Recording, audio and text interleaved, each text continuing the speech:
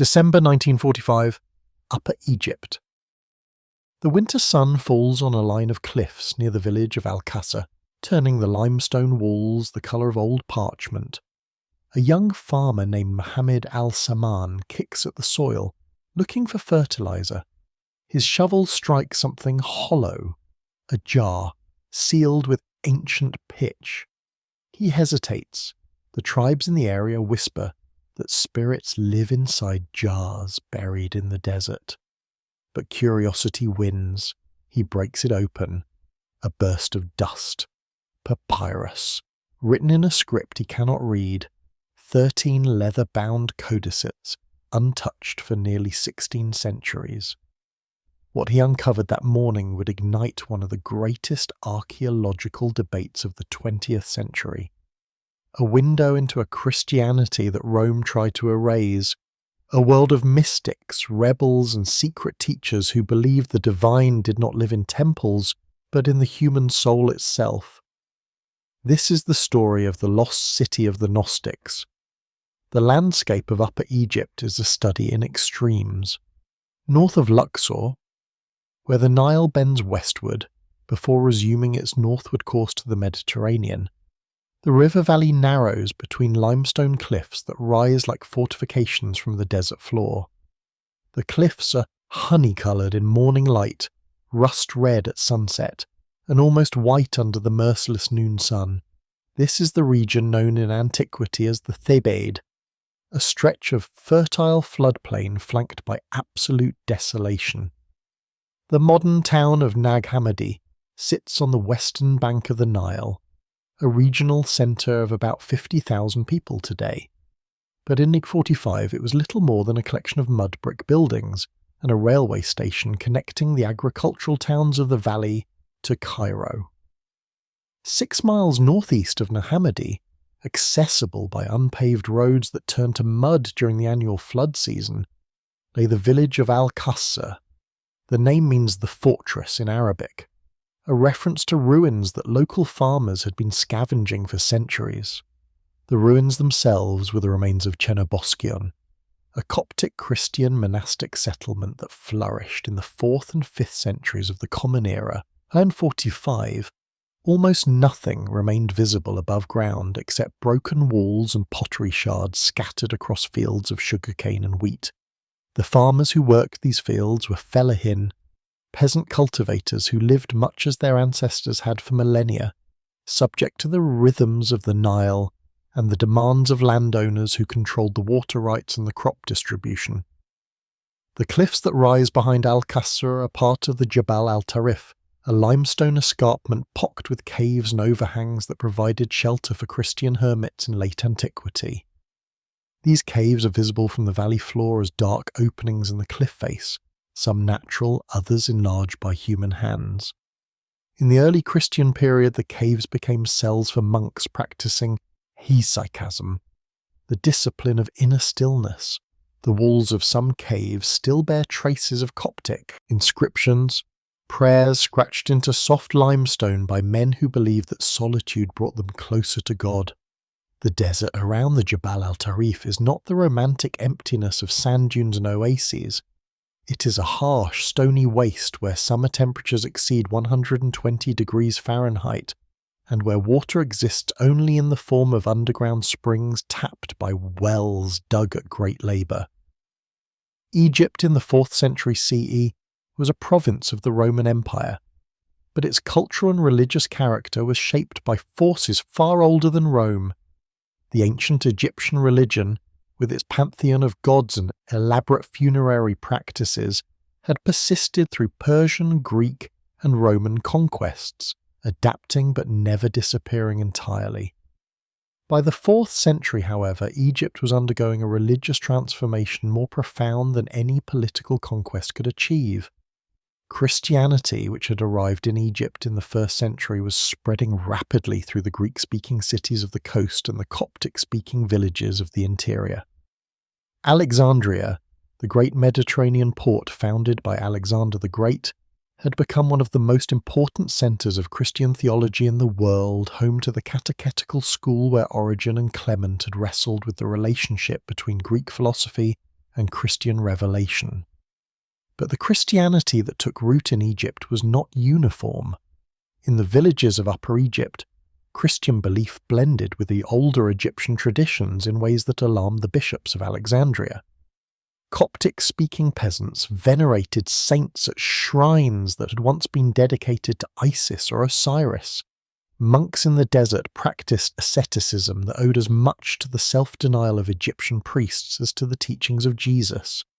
And among the literate Christians of the cities and monasteries, there circulated a body of texts that told the story of Jesus in ways that contradicted the emerging consensus of the Church. These were the texts that would come to be known as Gnostic scriptures, and their survival depended on the very qualities that made Upper Egypt a harsh place to live: dryness, isolation, and the desert's capacity to preserve what it buried. The political transformation of Egypt in the 4th century was driven by events that occurred far from the Nile Valley. In 313 CE, the Roman emperors Constantine and Licinius issued the Edict of Milan, which granted legal toleration to Christianity throughout the empire. For nearly 3 centuries, Christians had been subject to periodic persecution, ranging from sporadic local violence to empire-wide campaigns of arrest, torture, and execution. The Great Persecution under the Emperor Diocletian, which began in 303 CE, had been particularly brutal in Egypt, where thousands of Christians were martyred. The Edict of Milan ended this era of persecution and began a new chapter in which Christianity would transform from a persecuted minority into the dominant religion of the Roman world. Constantine's conversion to Christianity, whatever its personal motivations, had profound political consequences. By the time of his death in 360 CE, Christianity had become the favoured religion of the imperial court, and Christian bishops wielded influence that rivaled the traditional priesthoods of pagan cults. But Constantine's endorsement of Christianity did not resolve the bitter disputes that divided Christians themselves. The 4th century was an age of fierce theological controversy, as bishops and theologians argued over the nature of Christ, the Trinity, and the authority of the Church. These disputes were not merely academic. They involved questions of power, patronage, and political loyalty, and they were enforced with all the coercive apparatus of the Roman state. The most famous of these controversies was the Arian dispute, which centred on the question of whether Christ was of the same substance as God the Father or was a created being subordinate to the Father. The Council of Nicaea in 325 CE, convened by Constantine himself, condemned Arianism and affirmed the doctrine that Christ was of one substance with the Father. But the Arian controversy continued to roil the Church for decades, and it was only one of many disputes that fractured Christian unity.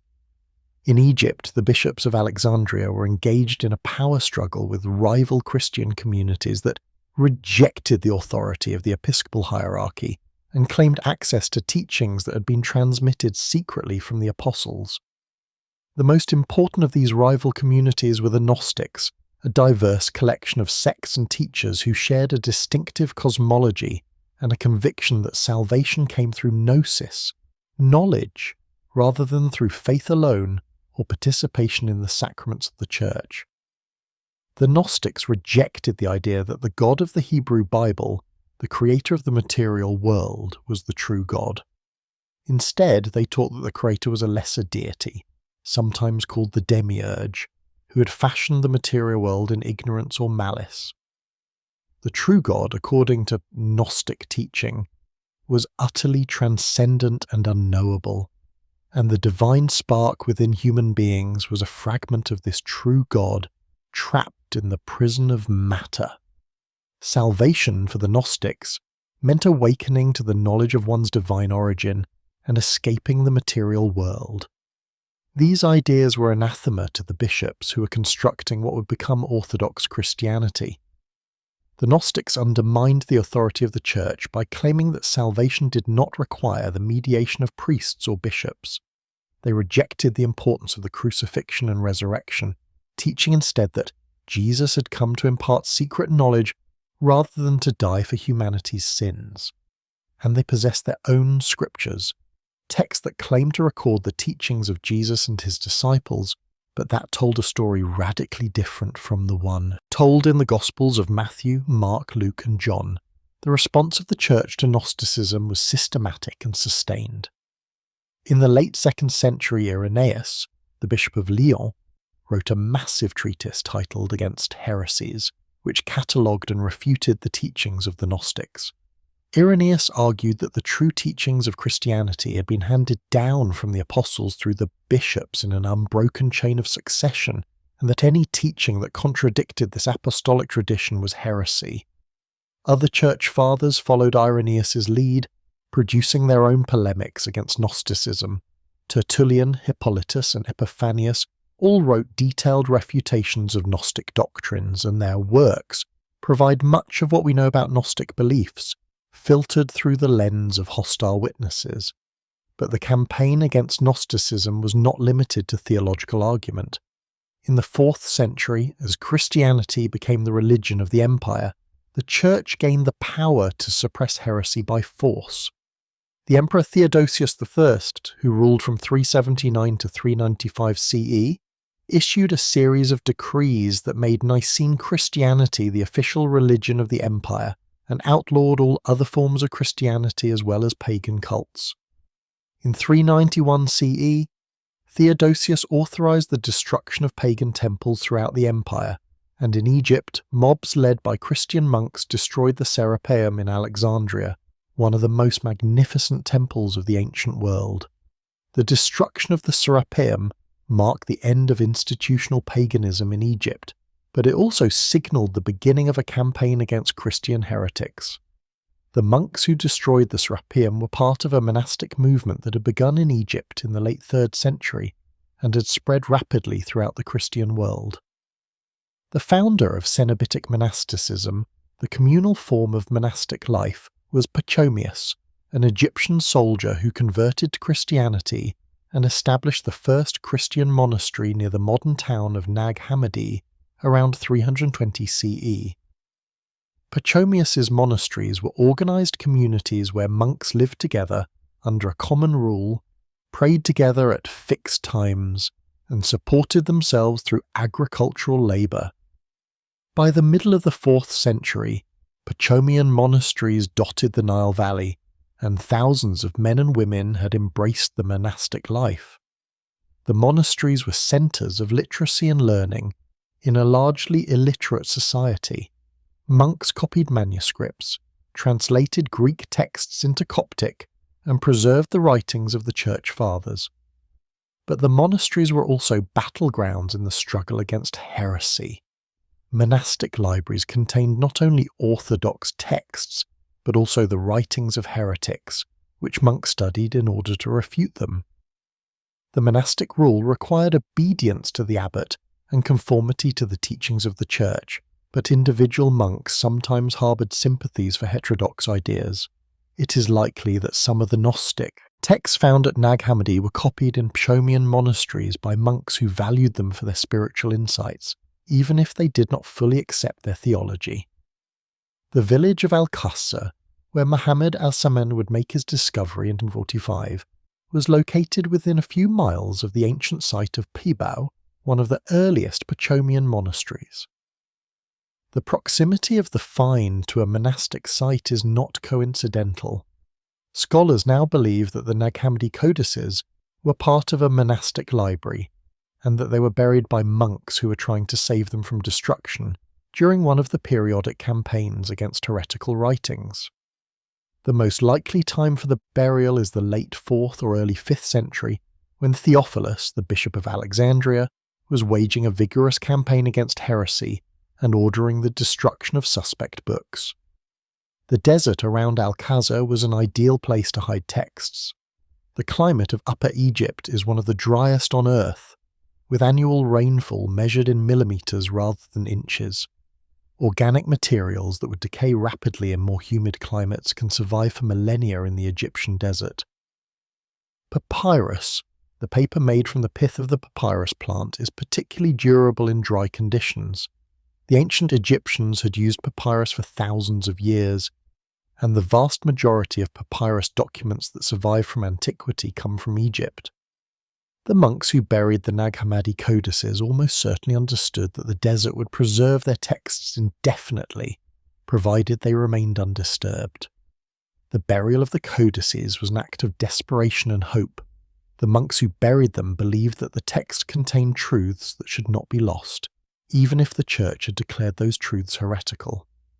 They placed the codices in a large earthenware jar, sealed the jar with pitch, and buried it at the base of the Jabal al-Tarif, where it would remain hidden for nearly 16 centuries. The landscape that witnessed this burial changed little over the centuries. The monasteries declined and were abandoned.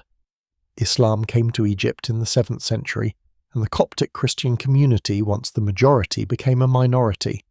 The villagers of Upper Egypt continued to farm the land and to scratch a living from the thin strip of fertility along the Nile. The cliffs of the Jabal al-Tarif stood silent, and the jar remained buried. The origins of Gnosticism are obscure, and the word Gnosticism itself is a modern construct. The term is derived from the Greek word gnosis, which means knowledge, and it was used by early Christian heresiologists to describe a variety of sects and teachers who claimed to possess secret knowledge transmitted from Jesus to his closest disciples. But the Gnostics themselves did not use the term Gnosticism to describe their beliefs. They called themselves Christians, and they believed that they were the true heirs of Jesus' teaching. The diversity of Gnostics sects was so great that some scholars question whether Gnosticism is a meaningful category at all. But there are certain themes and ideas that appear repeatedly in Gnostic texts and that distinguish Gnostic Christianity from the emerging orthodoxy. The intellectual roots of Gnosticism are complex and contested. Gnostic cosmology draws on Jewish apocalypticism, Greek philosophy, and the mystery religions of the ancient Near East. Some scholars have argued that Gnosticism originated in a Jewish milieu, pointing to the prominence of biblical interpretation in Gnostic texts and the use of Jewish figures like Seth and Melchizedek as revealer figures. Others have emphasized the influence of Platonism, particularly the dualism between the transcendent realm of ideas and the imperfect material world. Still others have seen in Gnosticism echoes of ancient Iranian dualism, with its cosmic struggle between light and darkness, good and evil.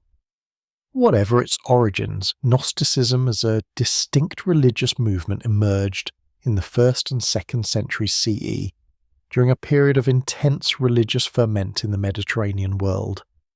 This was the age of the early Roman Empire, when the imposition of Roman rule had created a vast zone of cultural exchange stretching from Britain to Mesopotamia. Greek language and culture dominated the eastern provinces, but older traditions, Egyptian, Jewish, Persian, Babylonian, continued to shape religious thought.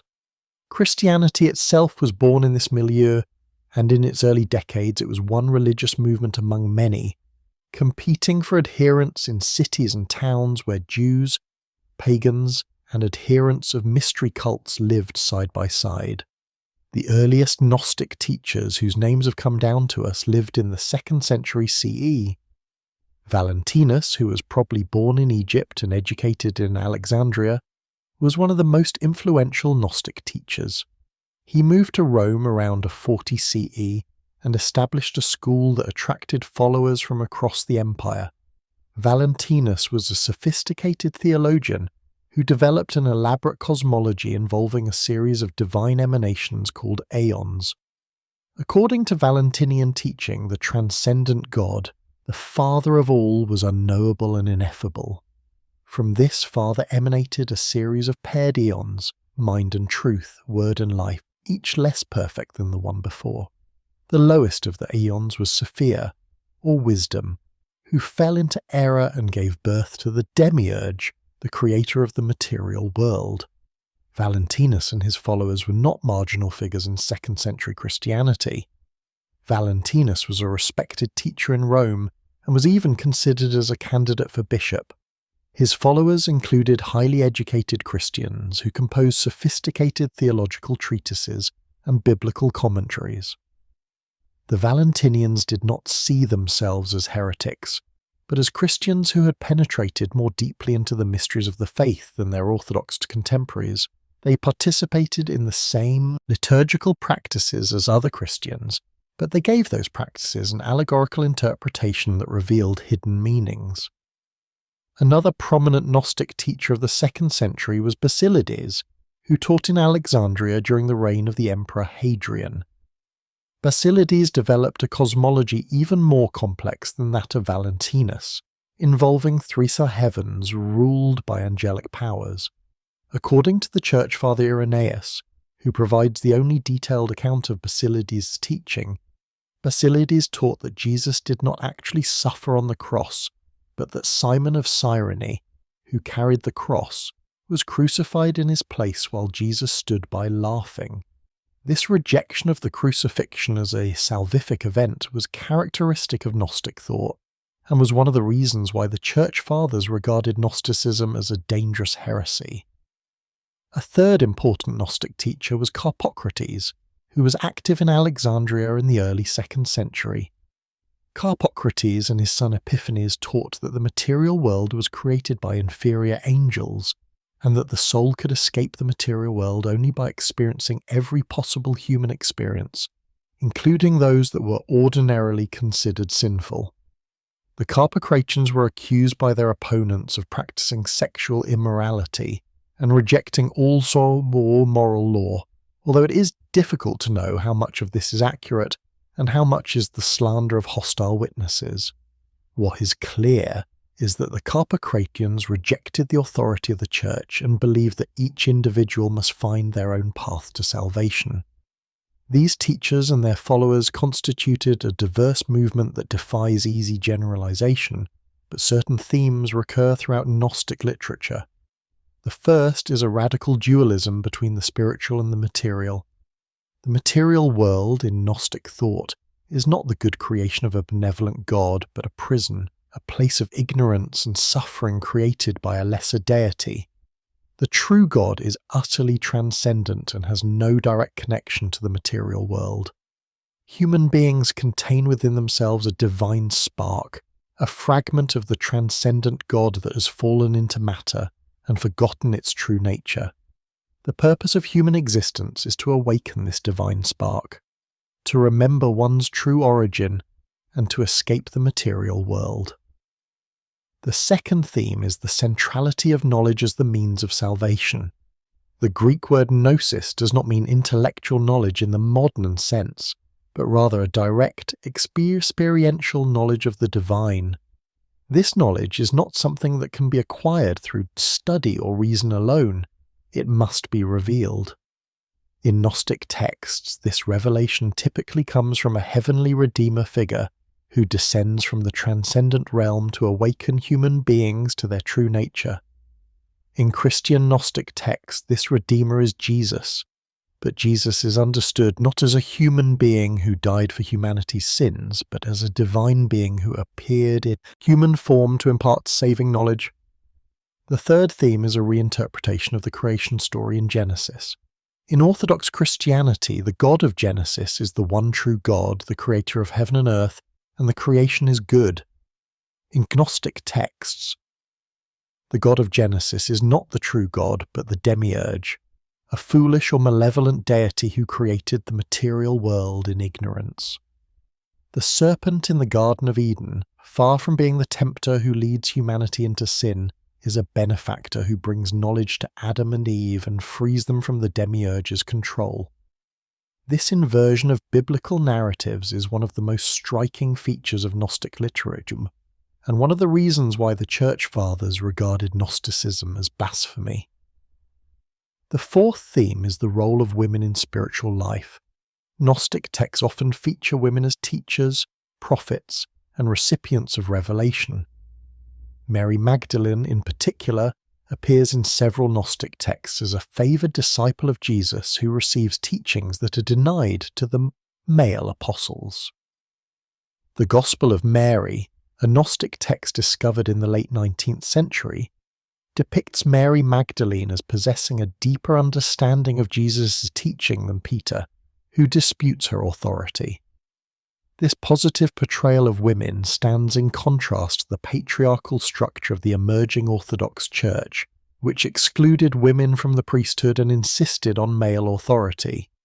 The fifth theme is a critique of institutional authority. Gnostic texts often express skepticism toward bishops, priests, and ecclesiastical hierarchy. Salvation in the Gnostic view does not depend on participation in the sacraments administered by the Church, but on individual enlightenment. The true Church is not a visible institution, but a spiritual community of those who have received gnosis. This anti-institutional stance made Gnosticism attractive to Christians who were dissatisfied with the growing power of the bishops, but it also made Gnosticism a threat to the Church's claim to be the sole vehicle of salvation. Why did the Church regard Gnosticism as dangerous? The reasons were both theological and political. Theologically, Gnostic teaching undermined the fundamental claims of Christianity. If the material world was evil, then the incarnation, the belief that God became flesh in Jesus Christ, was meaningless or even impossible. If Jesus did not truly suffer and die on the cross, then the crucifixion was not a redemptive act, and the central claim of Christianity was false. If salvation came through secret knowledge rather than through faith and participation in the sacraments, then the Church's role as mediator between God and humanity was unnecessary. Politically, Gnosticism threatened the Church's unity and authority. The Church in the 2nd and 3rd centuries was engaged in a struggle to define orthodoxy and to establish the authority of the bishops. The bishops claimed to be the successors of the apostles and the guardians of the true teaching of Jesus. But the Gnostics challenged this claim by asserting that they possessed secret teachings that had been transmitted orally from Jesus to his closest disciples. If the Gnostics were right, then the bishops were not the sole arbiters of Christian truth, and their authority was illegitimate. The Church's response to Gnosticism was twofold. First, it developed a canon of authoritative scriptures that would serve as the standard of orthodoxy. By the end of the 2nd century, most Christian communities recognized the four Gospels, Matthew, Mark, Luke, and John, as well as the letters of Paul and other New Testament writings as authoritative. Texts that contradicted these canonical scriptures, including the Gnostic Gospels, were rejected as heretical.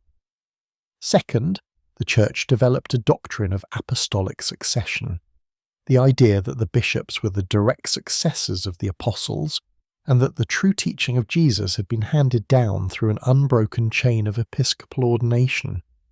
Any teaching that contradicted the bishop's teaching was, by definition, heresy. But theological argument alone was not sufficient to suppress Gnosticism. As long as Gnostic texts circulated and Gnostic teachers attracted followers, the movement would survive. The systematic suppression of Gnosticism required political power, and that power came in the 4th century when Christianity became the religion of the Roman Empire. With imperial support, the Church was able to enforce orthodoxy through legal sanctions and, when necessary, violence. Heretical books were burned, and heretical teachers were exiled or worse. In Egypt, where Gnostic communities had been particularly strong, the campaign against heresy was relentless.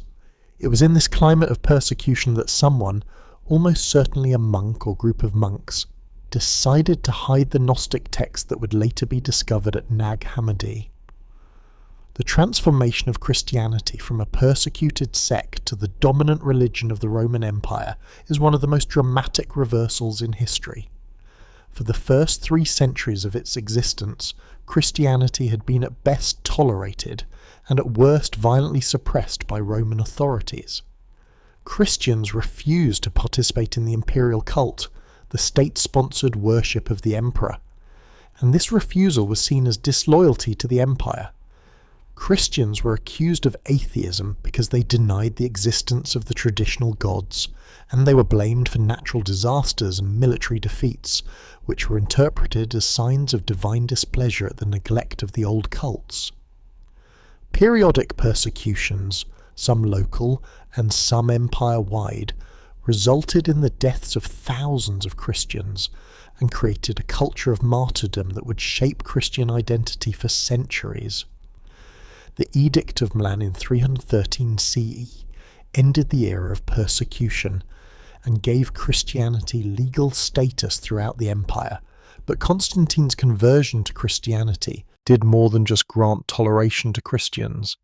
It initiated a process by which Christianity would become the favoured religion of the state, receiving imperial patronage, legal privileges, and eventually exclusive status.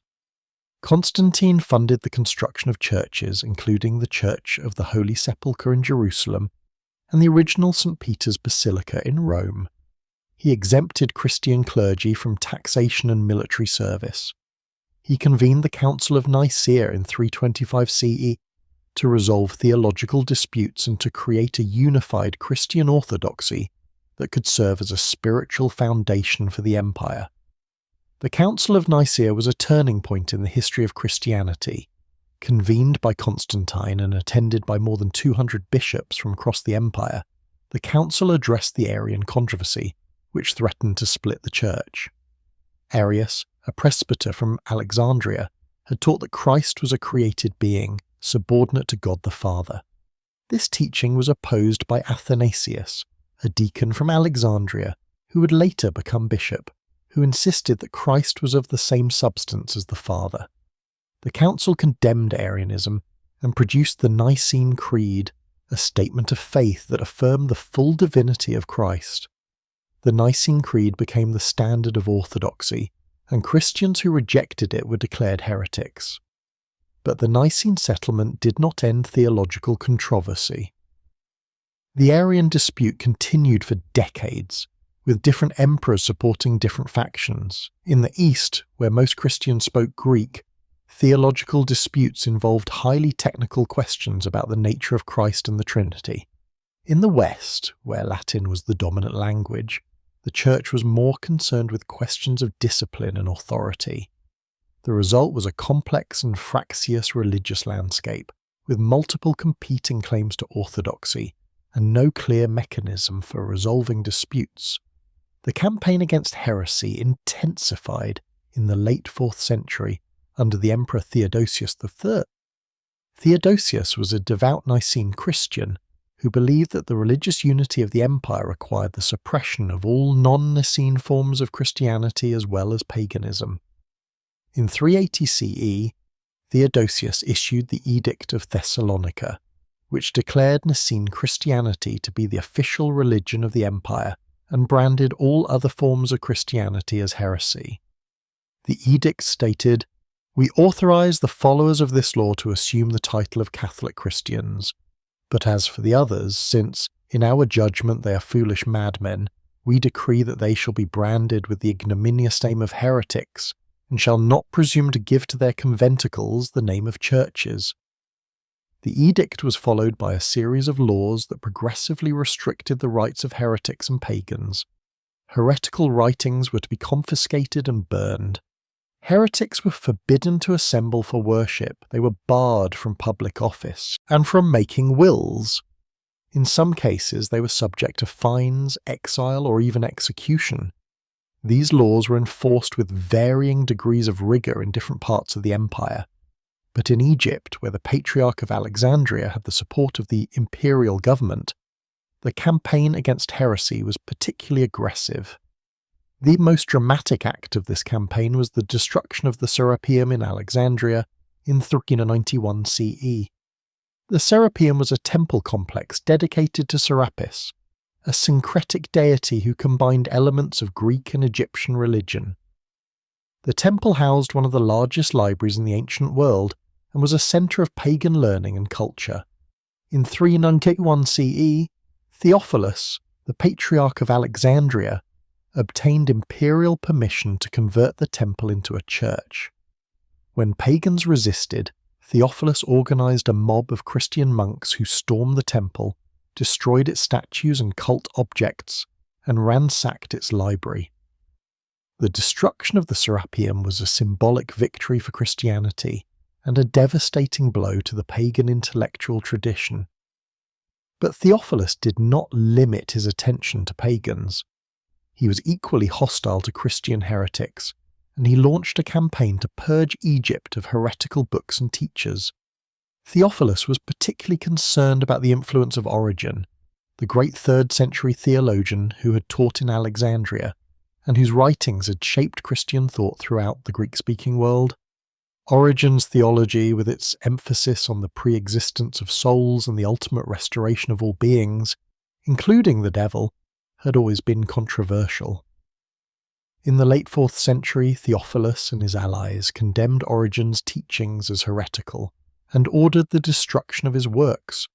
The campaign against Origenism was part of a broader effort to define and enforce orthodoxy. In 399 CE, Theophilus issued a series of festal letters, Easter letters addressed to the churches of Egypt, in which he denounced heretical books and ordered that they be surrendered to the authorities for burning. The festal letter of 367 CE, issued by Athanasius, Theophilus' predecessor as patriarch, had already established a list of canonical books that were to be read in churches and had warned against the use of apocryphal texts. Theophilus went further, ordering active searches for heretical books and threatening those who concealed them with excommunication. It is in this context that the Nag Hammadi codices were almost certainly buried. The codices contain texts that would have been regarded as heretical by Theophilus and his agents. They include Gnostic Gospels, apocalypses, and theological treatises that contradict the teachings of the Nicene Church. The monks who possessed these texts faced a terrible choice: destroy the books and lose the teachings they contained, or hide them and risk severe punishment. They chose to hide them, and in doing so they preserved a body of literature that would otherwise have been lost forever. The evidence for the date of the burial comes from several sources.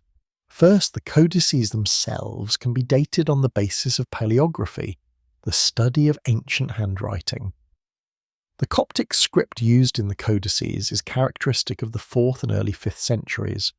Second, some of the codices contain documentary material, letters, notes, and other texts that can be dated more precisely. One codex contains a fragment of a letter written in Greek that mentions events of the early 4th century.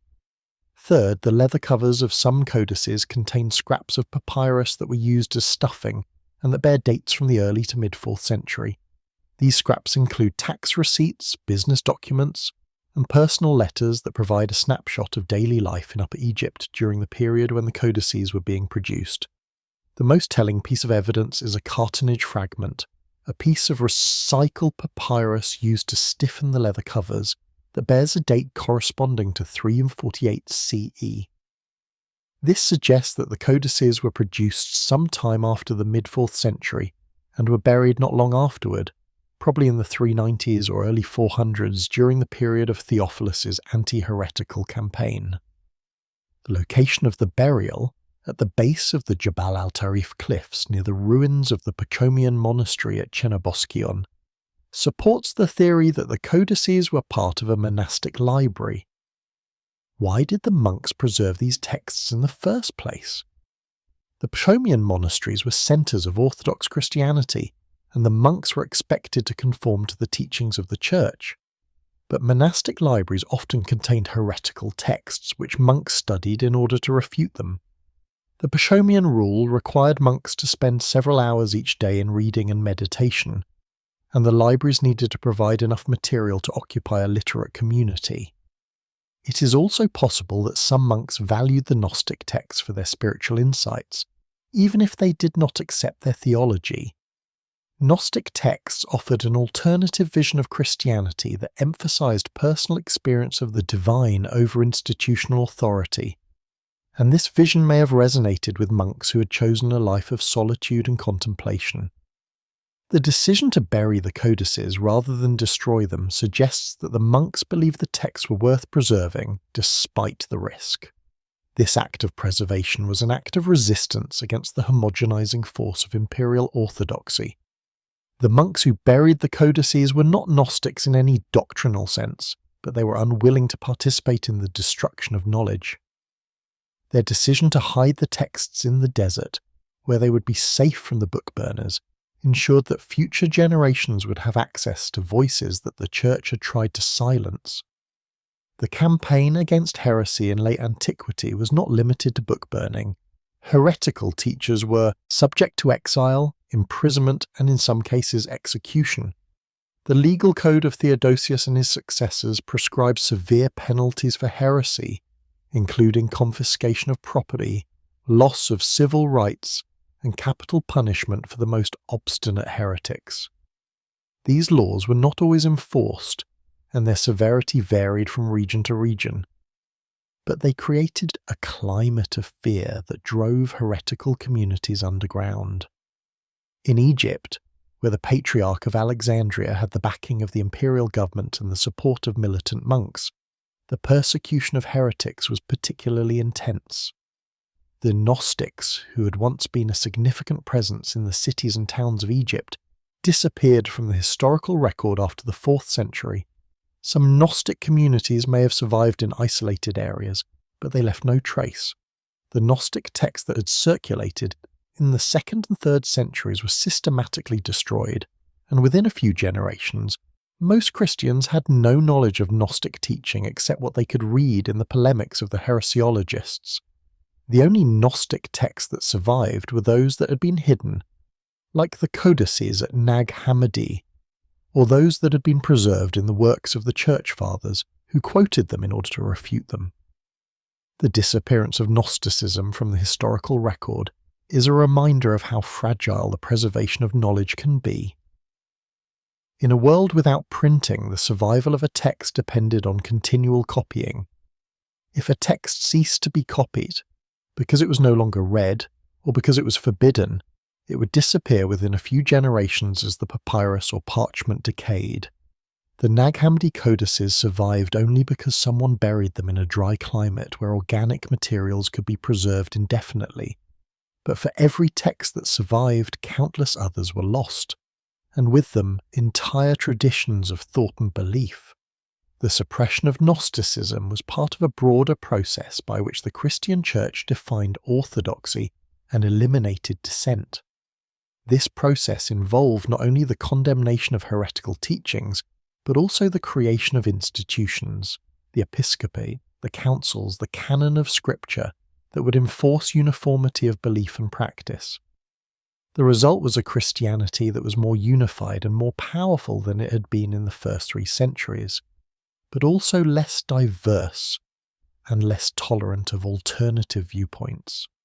The victory of orthodoxy came at a cost, and that cost was measured in the books that were burned, the teachers who were silenced, and the communities that were destroyed.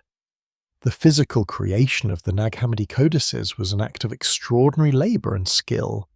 The codices are not scrolls, the book format that had been standard in the ancient world for centuries, but codices, books with pages bound together on one side. The codex format, which is the ancestor of the modern book, had been adopted by Christians in the 2nd and 3rd centuries and had gradually replaced the scroll as the preferred format for Christian texts. The codex had several advantages over the scroll. It was more compact, easier to reference specific passages, and could contain multiple texts in a single volume. The Nag Hammadi collection consists of 13 leather-bound codices containing 52 separate texts, along with fragments of a 13th codex that was partially destroyed. The production of a codex in late antiquity was a complex process that required multiple skilled craftsmen. The first step was the production of papyrus, which was made from the pith of the papyrus plant that grew in abundance in the marshes of the Nile Delta. The pith was cut into thin strips, which were laid side by side in one direction and then overlaid with another layer of strips at right angles. The layers were pressed together and dried in the sun, creating sheets of papyrus that could be written on with a reed pen and ink, made from soot mixed with gum arabic. The sheets were then cut to size and assembled into gatherings, which were sewn together to form the pages of a codex. The leather covers of the codices were made from animal hide, probably goat skin, which was tanned and stretched over wooden boards. The covers were often decorated with simple patterns or left plain. Inside the covers, the papyrus pages were sewn together in gatherings, typically of 4 or 8 sheets folded in half to form 8 or 16 pages. The gatherings were then stitched to leather thongs that ran along the spine, binding them together.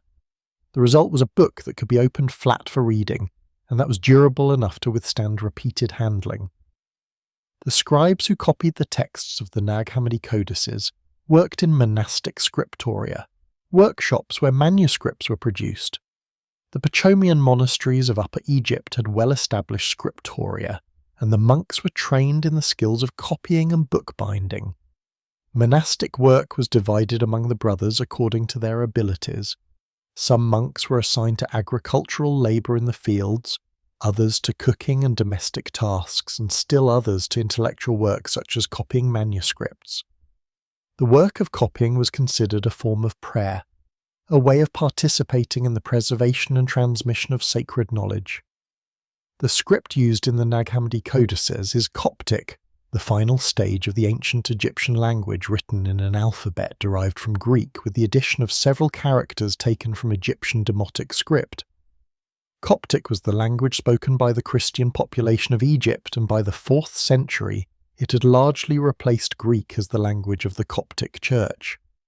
The translation of Christian texts from Greek into Coptic was a major undertaking that required bilingual scholars capable of rendering complex theological concepts into the vernacular. Many of the texts in the Nag Hammadi codices are translations from Greek originals, and in some cases, the Greek originals have been lost, making the Coptic translations the only surviving versions. The handwriting in the codices varies from codex to codex and sometimes within a single codex, indicating that multiple scribes were involved in the project. Some hands are neat and regular, the work of experienced scribes who had spent years copying manuscripts.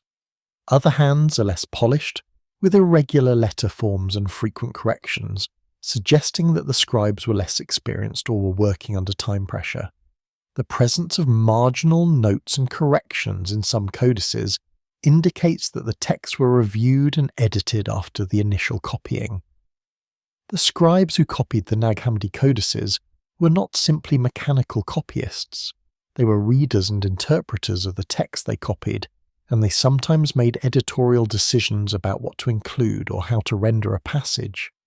In some cases, the Coptic translation differs significantly from the Greek original, suggesting that the translator felt free to adapt the text for a Coptic-speaking audience. In other cases, the scribe added explanatory notes or cross-references to help readers understand difficult passages. These editorial interventions are evidence of an active intellectual engagement with the texts, not merely passive transmission. One of the most interesting aspects of the Nag Hammadi codices is the physical evidence they provide about the economics of book production in late antiquity. The leather covers of several codices contain cartonnage, layers of scrap papyrus glued together to stiffen the covers. These scraps include fragments of letters, business documents, tax receipts, and other mundane texts that were recycled when the books were bound. The cartonnage provides a wealth of information about daily life in 4th century Egypt. One fragment mentions the prices of grain and oil. Another records a payment of taxes. Still another is a personal letter from a monk to his brother. The cartonnage fragments have allowed scholars to date the codices with considerable precision.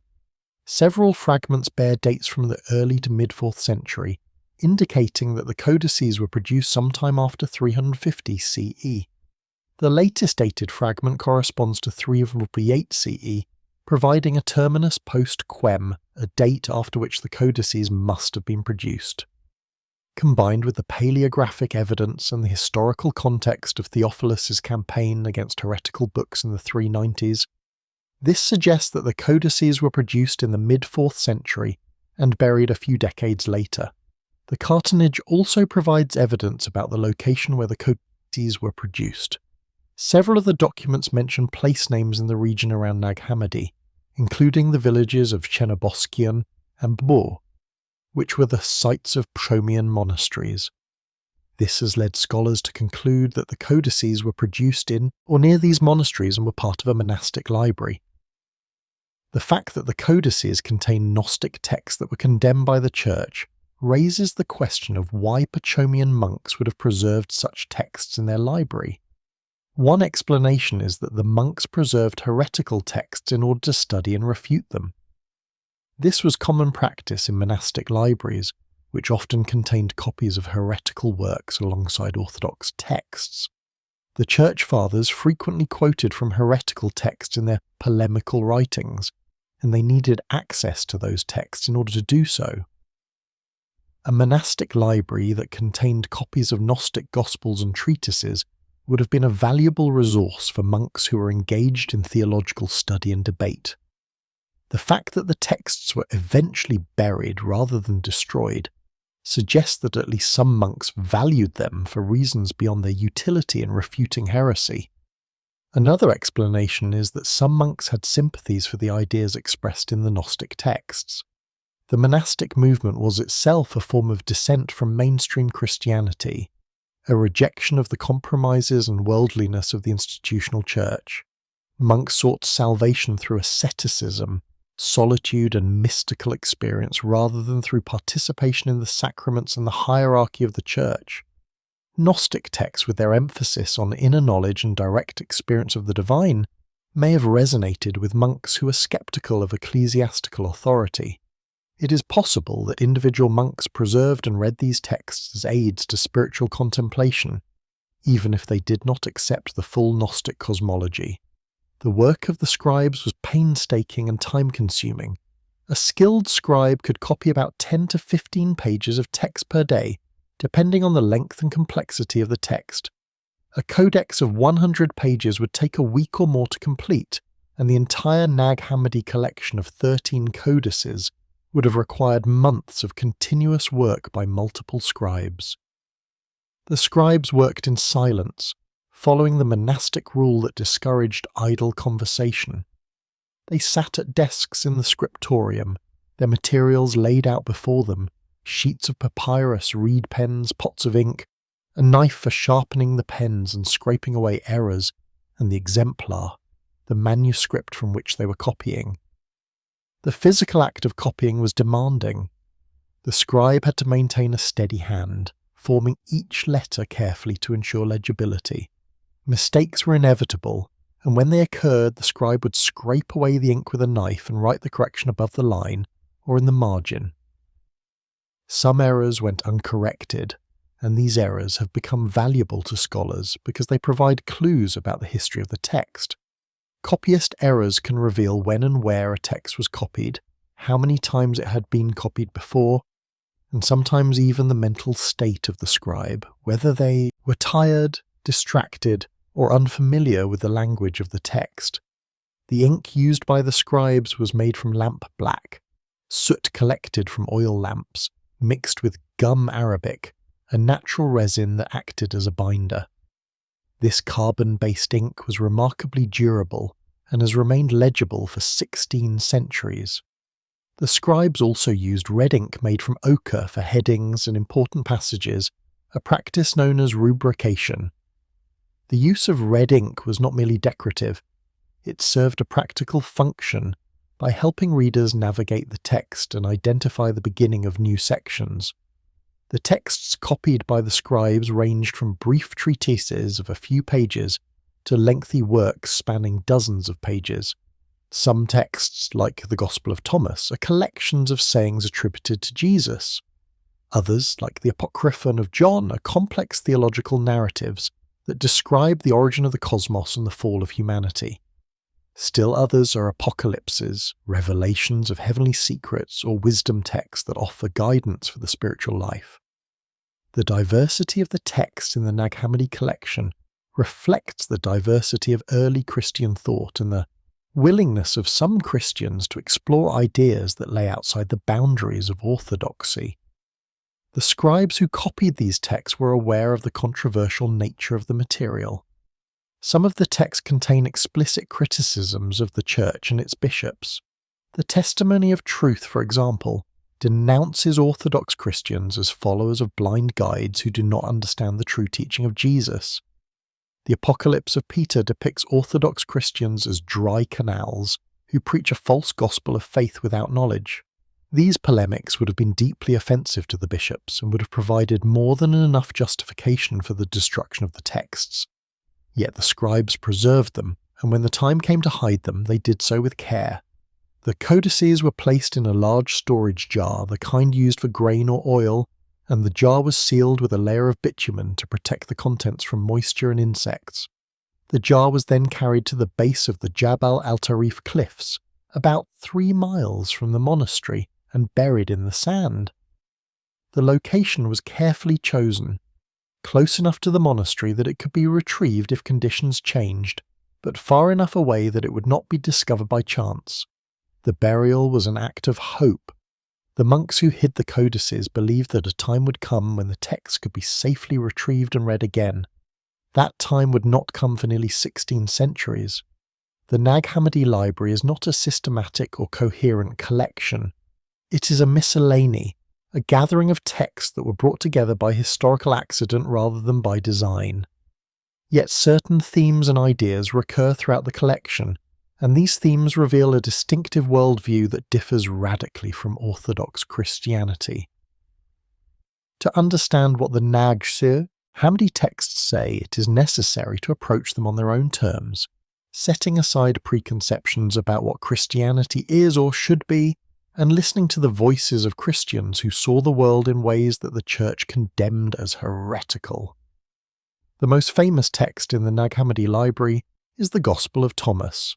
Unlike the canonical Gospels, which tell the story of Jesus' life, death, and resurrection, the Gospel of Thomas is a collection of 114 sayings attributed to Jesus. The text contains no narrative framework, no miracles, no crucifixion, no resurrection. It consists entirely of sayings, some of which are similar to sayings in the canonical Gospels, others of which are completely unknown elsewhere.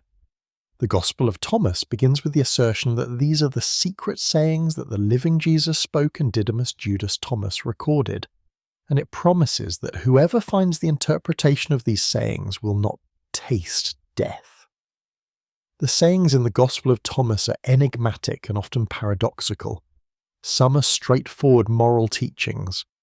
Love your brother as your soul. Guard him as the apple of your eye. Others are deeply cryptic. I am the light that is above them all. I am the all. The all came forth from me, and the all attained me. Cleave a piece of wood. I am there. Lift up the stone, and you will find me there. The text challenges readers to move beyond literal interpretation and to seek a hidden meaning, a gnosis, that lies beneath the surface of the words. Many of the sayings in the Gospel of Thomas emphasize the importance of self-knowledge. Saying 3 reads, "If your leaders say to you, 'Look, the kingdom is in the sky,' then the birds of the sky will precede you. If they say to you, 'It is in the sea,' then the fish will precede you. Rather, the kingdom is within you and it is outside you. When you know yourselves, then you will be known, and you will understand that you're children of the living Father." This saying encapsulates a central Gnostic idea. Salvation comes through knowledge of one's true nature, and that nature is divine. Another important text in the Nag Hammadi library is the Gospel of Philip. Unlike the Gospel of Thomas, the Gospel of Philip is not a collection of sayings but a series of reflections on Christian sacraments, theology, and mysticism. The text is fragmentary and difficult to interpret, but it contains passages that have attracted enormous attention because they suggest a close relationship between Jesus and Mary Magdalene. One passage reads, "The companion of the Saviour is Mary Magdalene. The Saviour loved her more than all the disciples and used to kiss her often on her mouth. The rest of the disciples were offended by it and expressed disapproval. They said to him, 'Why do you love her more than all of us?'" The Gospel of Philip also contains reflections on the nature of reality and illusion. It teaches that the visible world is a reflection or shadow of a higher reality, and that human beings must learn to distinguish between the two. The text uses metaphors from daily life, marriage, childbirth, mirrors, to illustrate spiritual truths. It emphasizes the importance of the bridal chamber, a sacrament in which the soul is united with its divine counterpart, as the ultimate goal of the spiritual life. The Gospel of Truth is another major text in the Nag Hammadi library. It is a poetic meditation on the themes of error, ignorance, and salvation. The text describes how humanity fell into ignorance of the Father, and how Jesus came to dispel that ignorance and reveal the truth.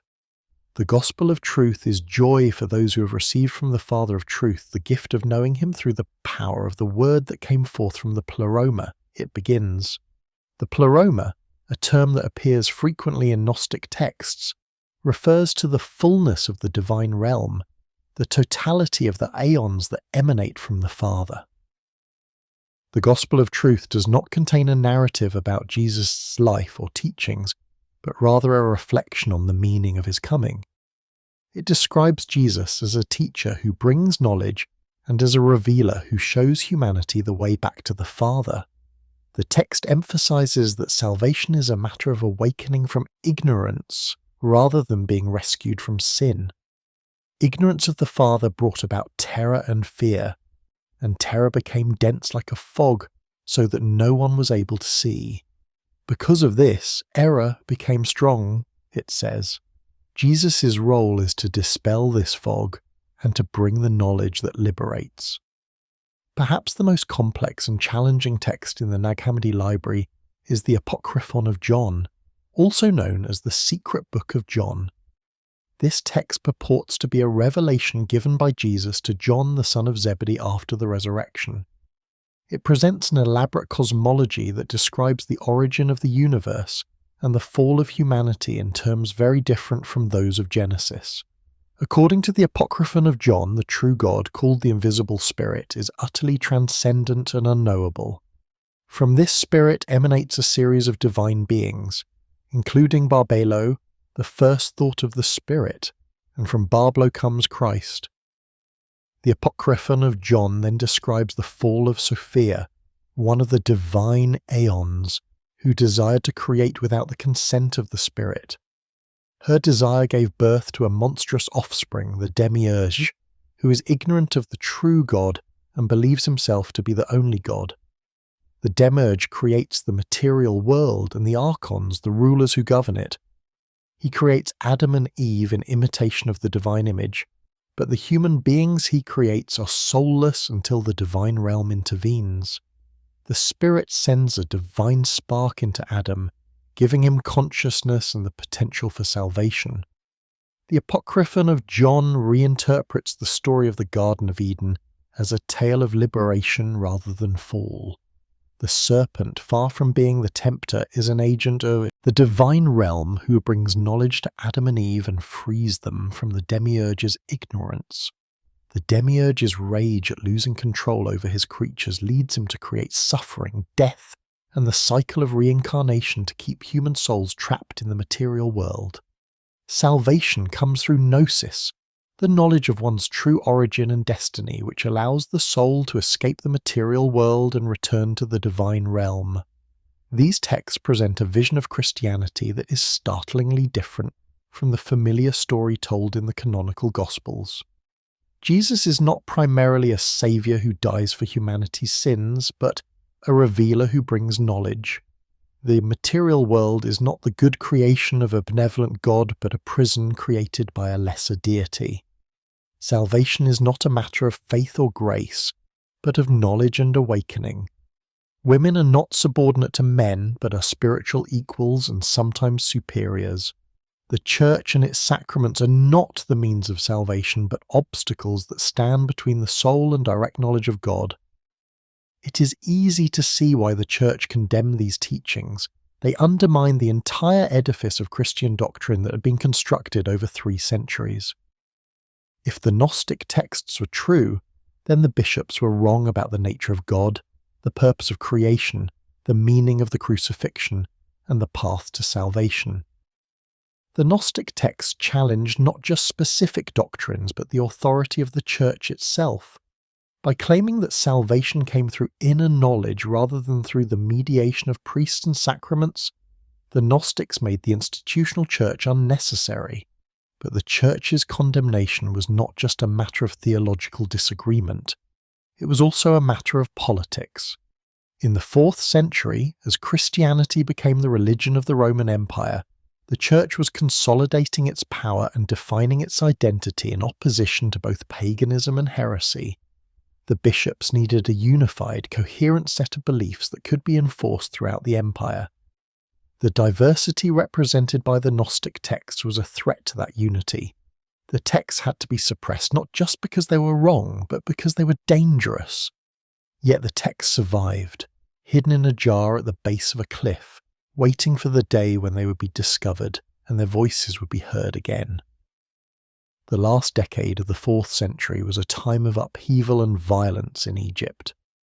The patriarch Theophilus, who held office from 385 to 412 CE, was one of the most powerful and controversial figures in the history of the Egyptian Church. He was a man of immense energy and ambition, determined to impose Orthodox Christianity on a diverse and fractious Christian community. His episcopate was marked by theological disputes, political manoeuvring, and outbursts of violence that shocked even his contemporaries. The destruction of the Serapeum in 391 CE was only the most dramatic of his campaigns. In the years that followed, Theophilus turned his attention to Christian heretics, and the Gnostics were among his primary targets. Theophilus's campaign against paganism had been authorized by the Emperor Theodosius V, who issued a series of decrees in the 390s, banning pagan worship and ordering the closure or destruction of pagan temples. In Egypt, where the ancient religion had persisted longer than in most other parts of the empire, these decrees were enforced with particular zeal. Theophilus mobilized monks from the desert monasteries to serve as shock troops in the war against paganism.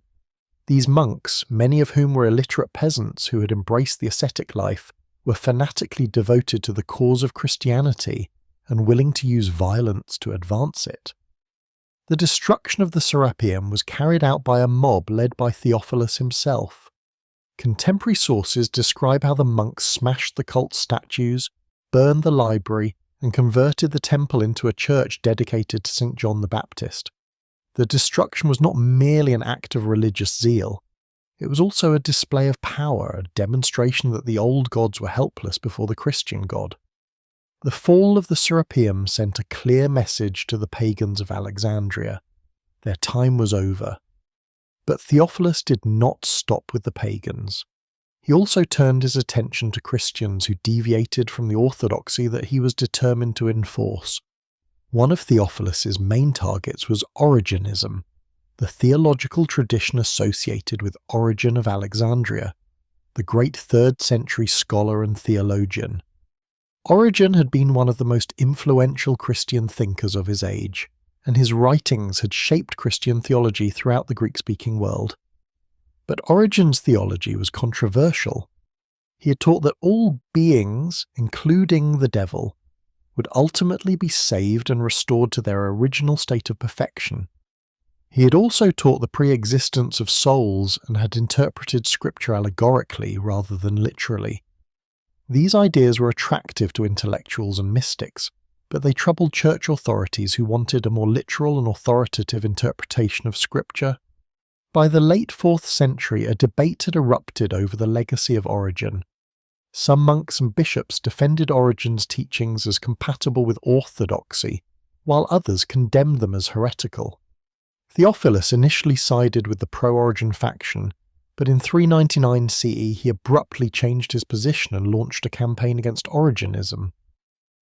The reasons for his change of heart are complex and probably involve personal rivalries and political calculations, but the result was a fierce persecution of monks who were suspected of Origenist sympathies.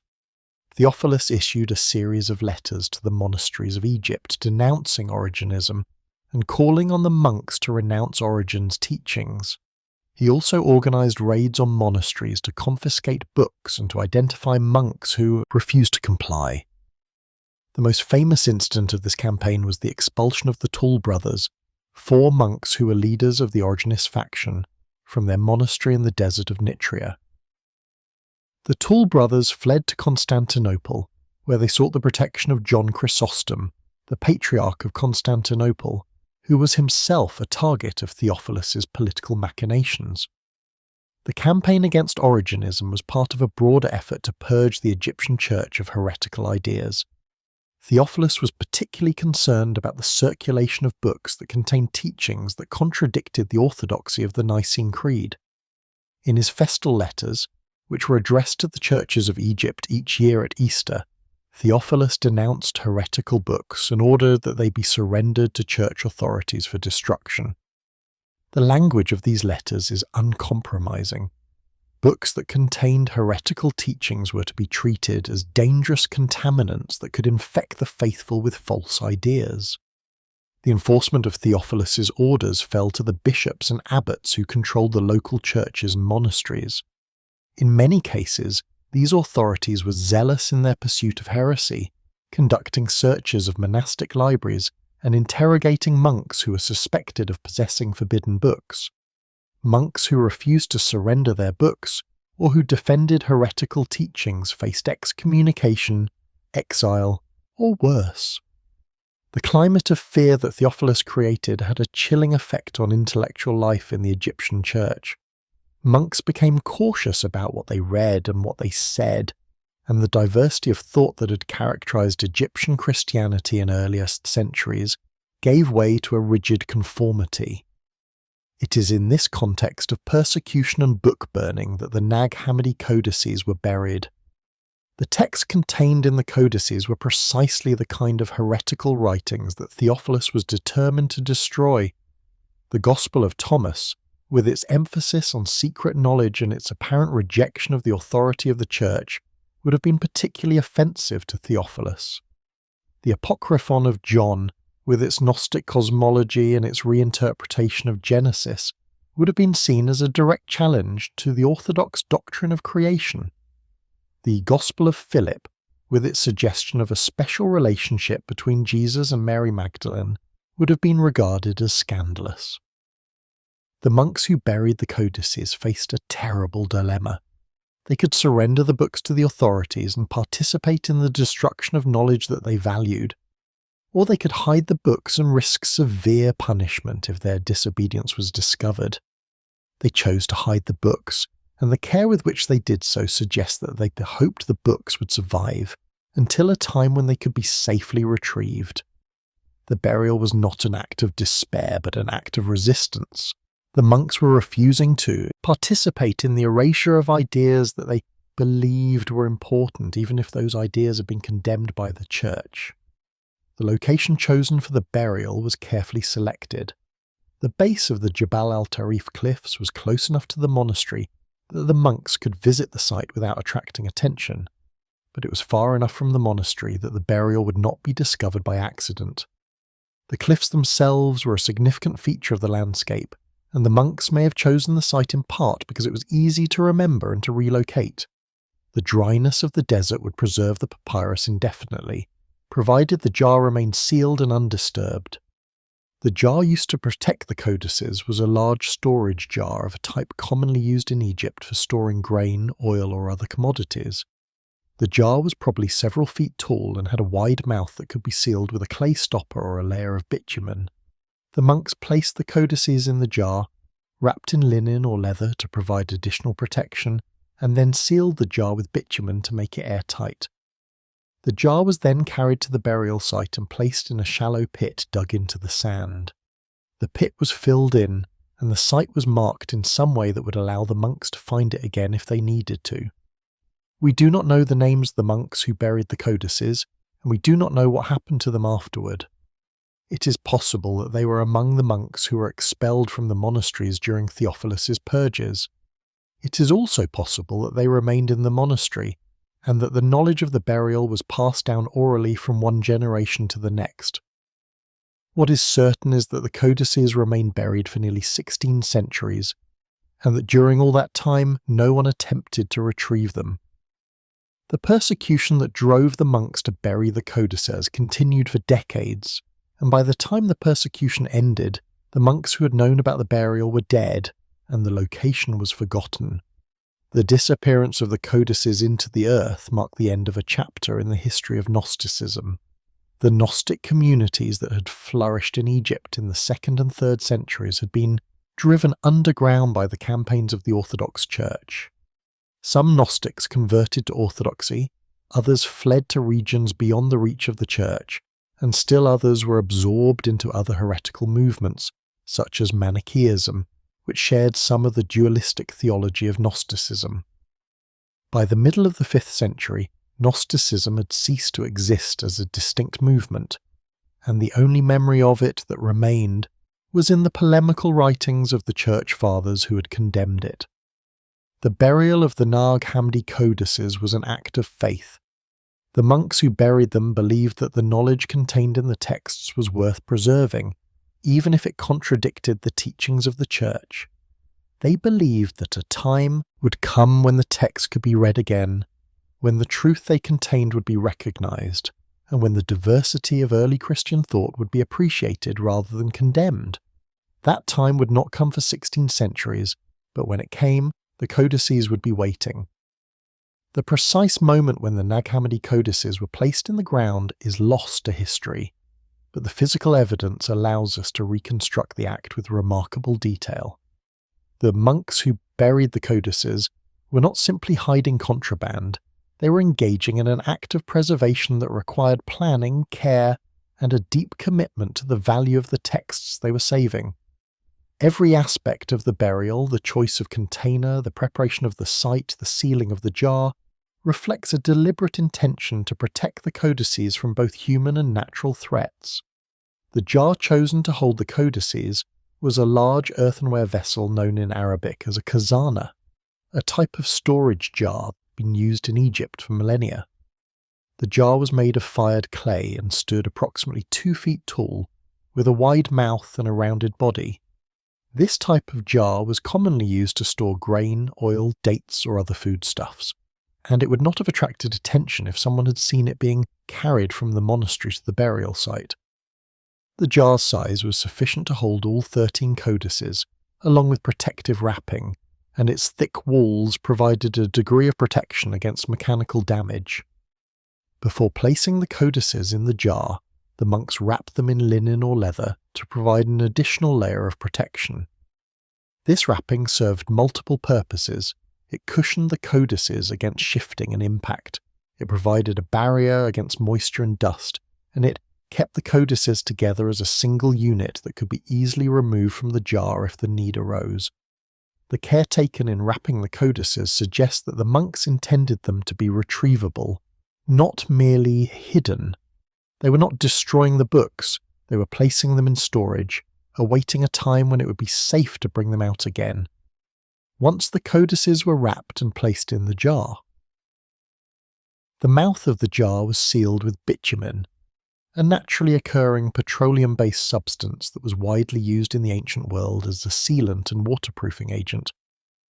Bitumen was ideal for this purpose because it formed an airtight seal that prevented moisture, insects, and dust from entering the jar. The bitumen would have been heated until it was liquid and then poured over the mouth of the jar, where it would cool and harden into a solid cap. The seal was not intended to be permanent. It could be broken if necessary, but it would prevent accidental exposure of the contents. The choice of burial location was equally deliberate. The base of the Jabal al-Tarif cliffs, about 3 miles northeast of the monastery at Chenoboskian, offered several advantages.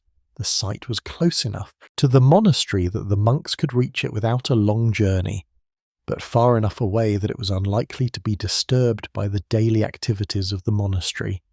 The cliffs provided a distinctive landmark that made the site easy to relocate, and the sandy soil at the base of the cliffs was easy to dig and would not require tools beyond a simple shovel or wooden spade. The monks dug a shallow pit in the sand, probably no more than 2 or 3 feet deep. The shallowness of the pit may seem surprising, but it reflects the practical realities of burial in the desert. digging in sand is difficult and a deeper pit would have required more time and effort. Moreover, the monks may have been concerned about the possibility that a deep pit would fill with windblown sand, making it difficult to locate the exact position of the jar. A shallow pit, once filled in, would leave less disturbance on the surface and would be easier to find again if one knew the approximate location. The jar was placed in the pit, and the pit was filled in with sand. The monks may have marked the site with a pile of stones or some other marker that would allow them to relocate it, or they may have relied on memory and the natural landmarks provided by the cliffs. Once the burial was complete, the site would have been indistinguishable from the surrounding desert. The surface of the sand would have been smoothed by wind within days, and any trace of human activity would have vanished. The codices, sealed in their jar beneath the sand, would be invisible to anyone who did not know they were there. The archaeological evidence confirms this reconstruction. When the jar was discovered in 945, it was found at the base of the cliffs, buried about 3 feet below the surface. The jar was intact, and the bitumen seal was still in place, although it had cracked over the centuries. The codices inside were remarkably well preserved, with the papyrus still flexible and the ink still legible. The excellent state of preservation is due to the extreme dryness of the Egyptian desert, which inhibits the biological processes that cause organic materials to decay. In a more humid climate, the papyrus would have rotted away within decades, but in the desert it survived for 16 centuries. The jar itself is now lost. According to the accounts of those who witnessed the discovery, the jar was broken during the excavation, and the fragments were discarded or lost. This is unfortunate because the jar would have provided valuable information about the date and circumstances of the burial. However, photographs taken shortly after the discovery show that the jar was of a type that was in common use in Egypt during the late Roman period, consistent with a burial date in the late 4th or early 5th century. The burial of the codices was not an isolated incident. Throughout the late Roman period, Christians in Egypt and elsewhere hid texts and valuables to protect them from persecution, war, or theft. The practice of concealing texts in jars and burying them was well known in the ancient world, and there are numerous examples of such caches being discovered by archaeologists. The most famous parallel is the discovery of the Dead Sea Scrolls at Qumran, where Jewish sectarians hid their library in caves in the Judean desert during the 1st century CE to protect it from the Roman army. Like the Nag Hammadi codices, the Dead Sea Scrolls were preserved by the dry climate and remained hidden for nearly 2,000 years. The burial of the Nag Hammadi codices was an act of faith and defiance. The monks who buried them were refusing to comply with the orders of their ecclesiastical superiors to surrender heretical books for destruction. They were asserting their right to preserve knowledge that they valued, even if the church had condemned it as dangerous. In doing so, they were participating in a long tradition of resistance to censorship and intellectual persecution, a tradition that stretches from the ancient world to the present day. But the burial was also an acknowledgement of defeat. The monks who buried the codices knew that they could not openly defend the texts or use them in their spiritual practice without risking severe punishment. The climate of fear created by Theophilus's campaign against heresy made it impossible to possess heretical books, and the monks had no choice but to hide them if they wanted to preserve them. The burial was an act of hope that conditions would change, that a time would come when the text could be safely retrieved and read. But it was also an acceptance that such a time might never come, and that the codices might remain buried forever. The desert became the guardian of the codices. For 16 centuries, the jar lay undisturbed beneath the sand, while the world above changed beyond recognition. The Roman Empire fell, and Islam spread across the Middle East and North Africa. The Coptic Church, once the dominant form of Christianity in Egypt, became a minority community under Muslim rule.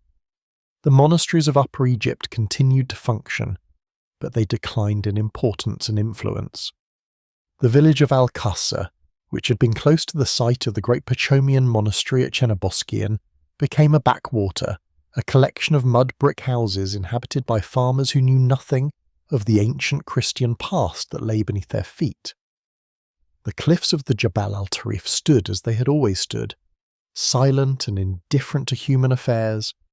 The caves that had once sheltered Christian hermits were abandoned and forgotten. The desert wind blew across the landscape, smoothing the sand into dunes and erasing all traces of human activity. The codices, sealed in their jar, waited in the darkness, and the knowledge they contained, knowledge that had been condemned as heresy, knowledge that the Church had tried to erase, survived, preserved by the very forces that made the desert a place of death for the living. The desert, which had driven the monks into the caves in search of God, now protected the texts that the monks had hidden, keeping them safe until the day when they would be brought back into the light. The 5th century CE witnessed the final disappearance of Gnosticism as a visible presence in the Christian world. The Gnostic communities that had flourished in Egypt, Syria, and other parts of the Eastern Mediterranean in the 2nd and 3rd centuries were systematically suppressed.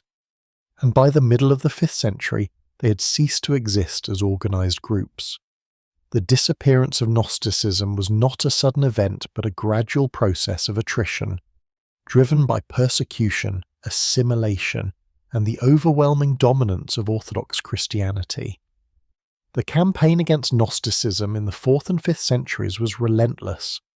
The Church deployed every means at its disposal to eliminate heresy: theological argument, legal sanctions, social pressure, and violence. Gnostic teachers were identified, denounced, and driven from their communities. Gnostic texts were confiscated and burned. Gnostic believers were threatened with excommunication, fines, and imprisonment. Those who persisted in their beliefs were subject to exile or worse. The result was the effective elimination of Gnostic Christianity within a few generations.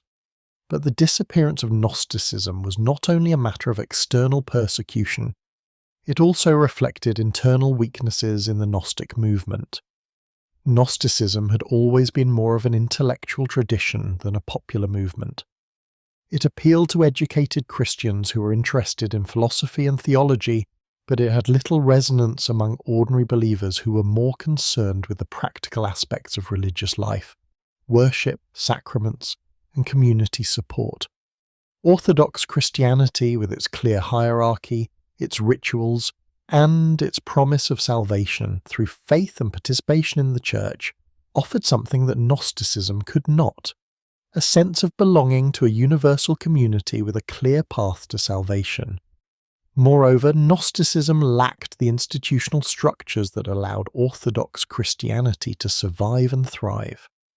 The Gnostics had no bishops, no centralized authority, and no agreed-upon set of scriptures. Each Gnostic teacher developed his own interpretation of Christian truth, and these interpretations often contradicted each other. The diversity that had been a strength in the early days of the movement became a weakness as the Church consolidated its power. Orthodox Christianity could present a united front against external threats and internal dissent, while Gnosticism fragmented into competing sects that could be picked off one by one.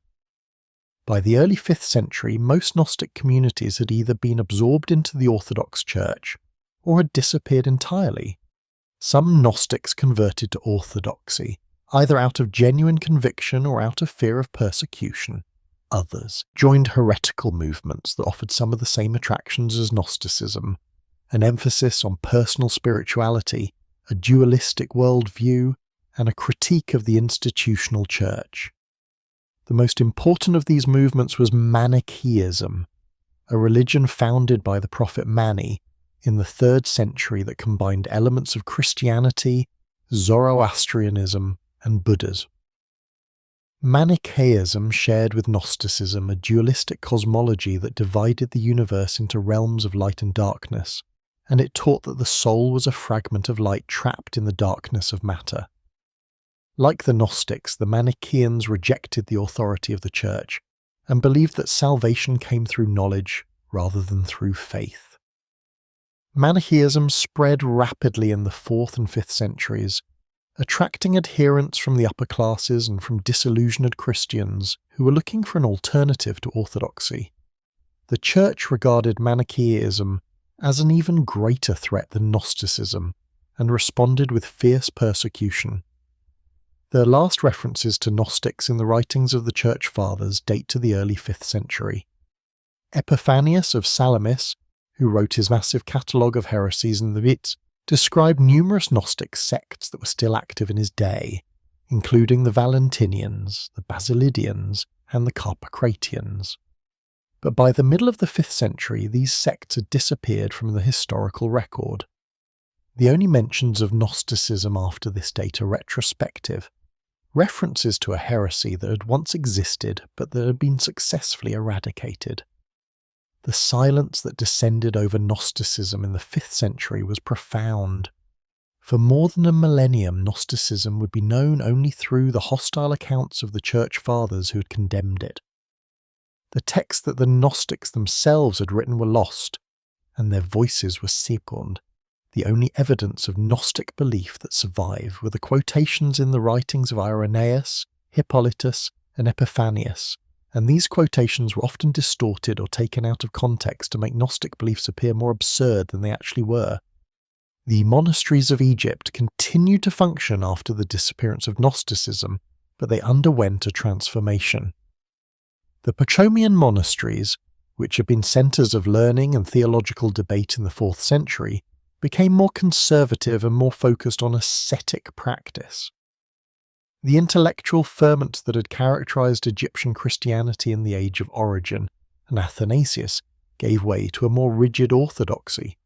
Monastic libraries were purged of heretical texts, and monks were discouraged from speculating on theological matters that had been settled by the councils. Yet the memory of Gnosticism did not disappear entirely. In the villages of Upper Egypt, oral traditions preserved vague recollections of ancient Christian groups that had held strange beliefs about the nature of God and the world. Coptic Christians told stories of monks who had hidden books in the desert to protect them from destruction. These stories were fragmentary and garbled, and they bore little resemblance to the historical reality, but they kept alive a sense that the desert concealed secrets from the past. The desert itself became a repository of forgotten knowledge. The caves and the cliffs of the Jabal al-Tarif, which had once been cells for hermits, were abandoned and left to decay. The inscriptions on the walls faded, and the wooden doors rotted away. The ruins of the Pachomian monastery at Chenoboskion were gradually buried by wind-blown sand, and the fields that had once been cultivated by the monks returned to desert. The jar containing the Nag Hammadi codices lay undisturbed beneath the sand, its existence known to no one. The disappearance of the Gnostics was part of a larger process by which the diversity of early Christianity was erased and replaced by a monolithic orthodoxy. In the first 3 centuries of the Christian era, Christianity had been a diverse movement with multiple competing visions of what it meant to follow Jesus. There were Jewish Christians who observed the law of Moses, Gentile Christians who rejected Jewish practices, Gnostic Christians who emphasized secret knowledge, and Orthodox Christians who insisted on a literal interpretation of Scripture and the authority of the bishops. By the 5th century, this diversity had been largely eliminated, and Christianity had become a unified religion with a clear hierarchy, a defined set of beliefs, and the power to enforce conformity. The cost of this unification was the loss of voices that had offered alternative visions of Christianity. The Gnostics, with their emphasis on inner experience and their critique of institutional authority, represented one such voice. Their disappearance was a loss not only for those who had believed in their teachings, but for the Christian tradition as a whole, which was impoverished by the elimination of diversity. The burial of the Nag Hammadi codices was an attempt to preserve one small piece of that diversity, to ensure that at least some of the Gnostic voices would survive to be heard by future generations. But in the 5th century, there was no guarantee that future generations would ever hear those voices. The codices lay buried in the desert, and the world moved on. The Roman Empire in the West collapsed under the pressure of barbarian invasions, and Europe entered the period known as the Dark Ages. The Byzantine Empire in the East survived, but was increasingly embattled, facing threats from Persia and later from the Arab conquests.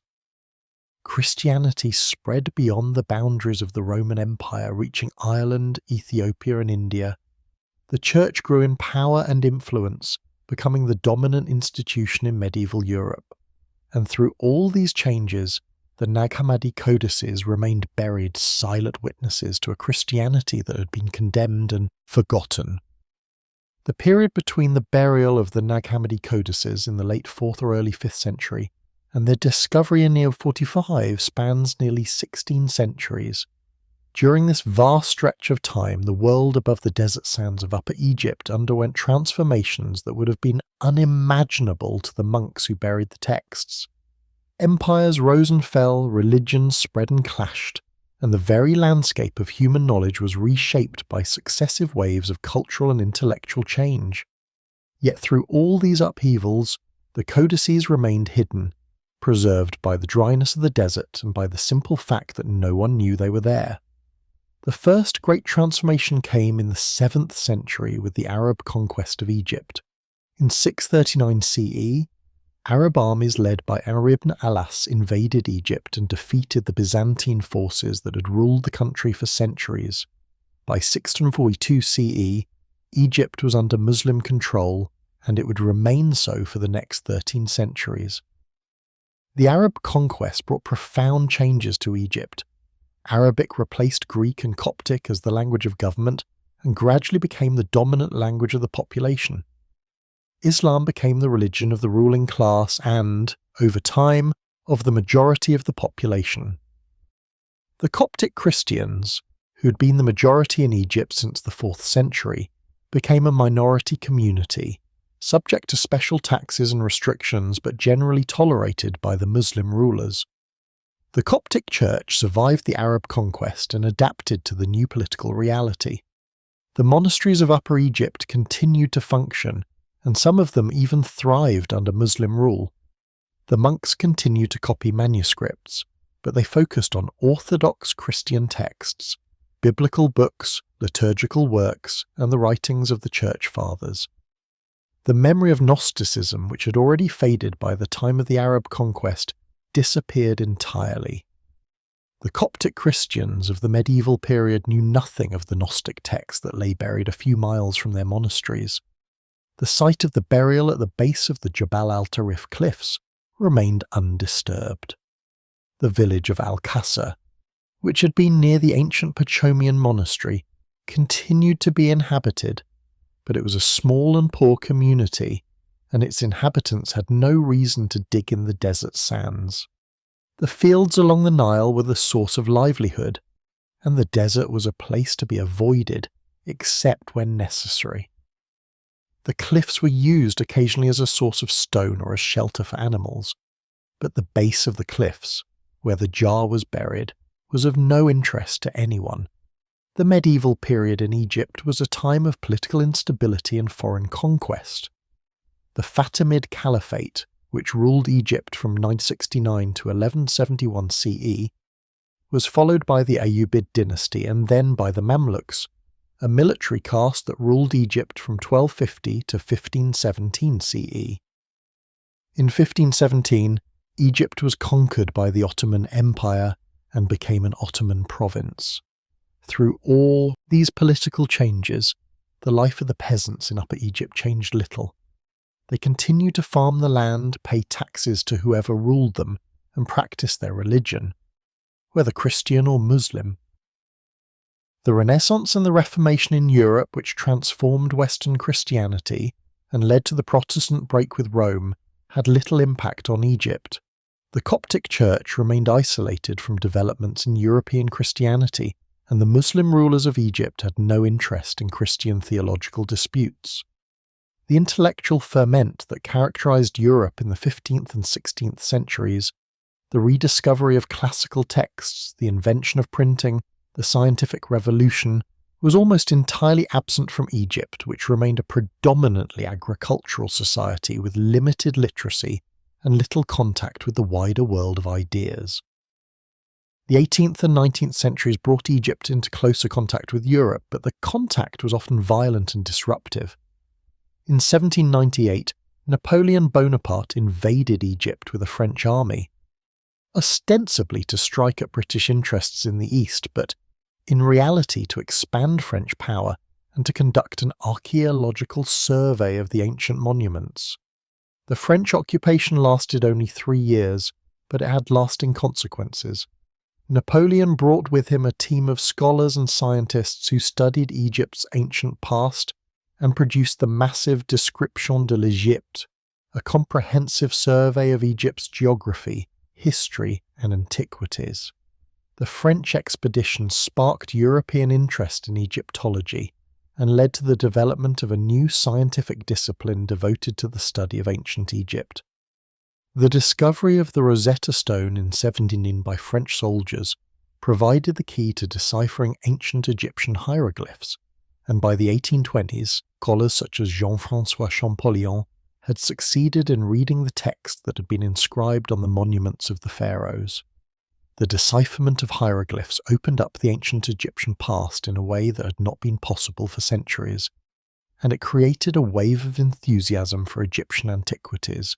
European museums and collectors competed to acquire Egyptian artifacts, and a lucrative trade in stolen or illegally exported antiquities developed.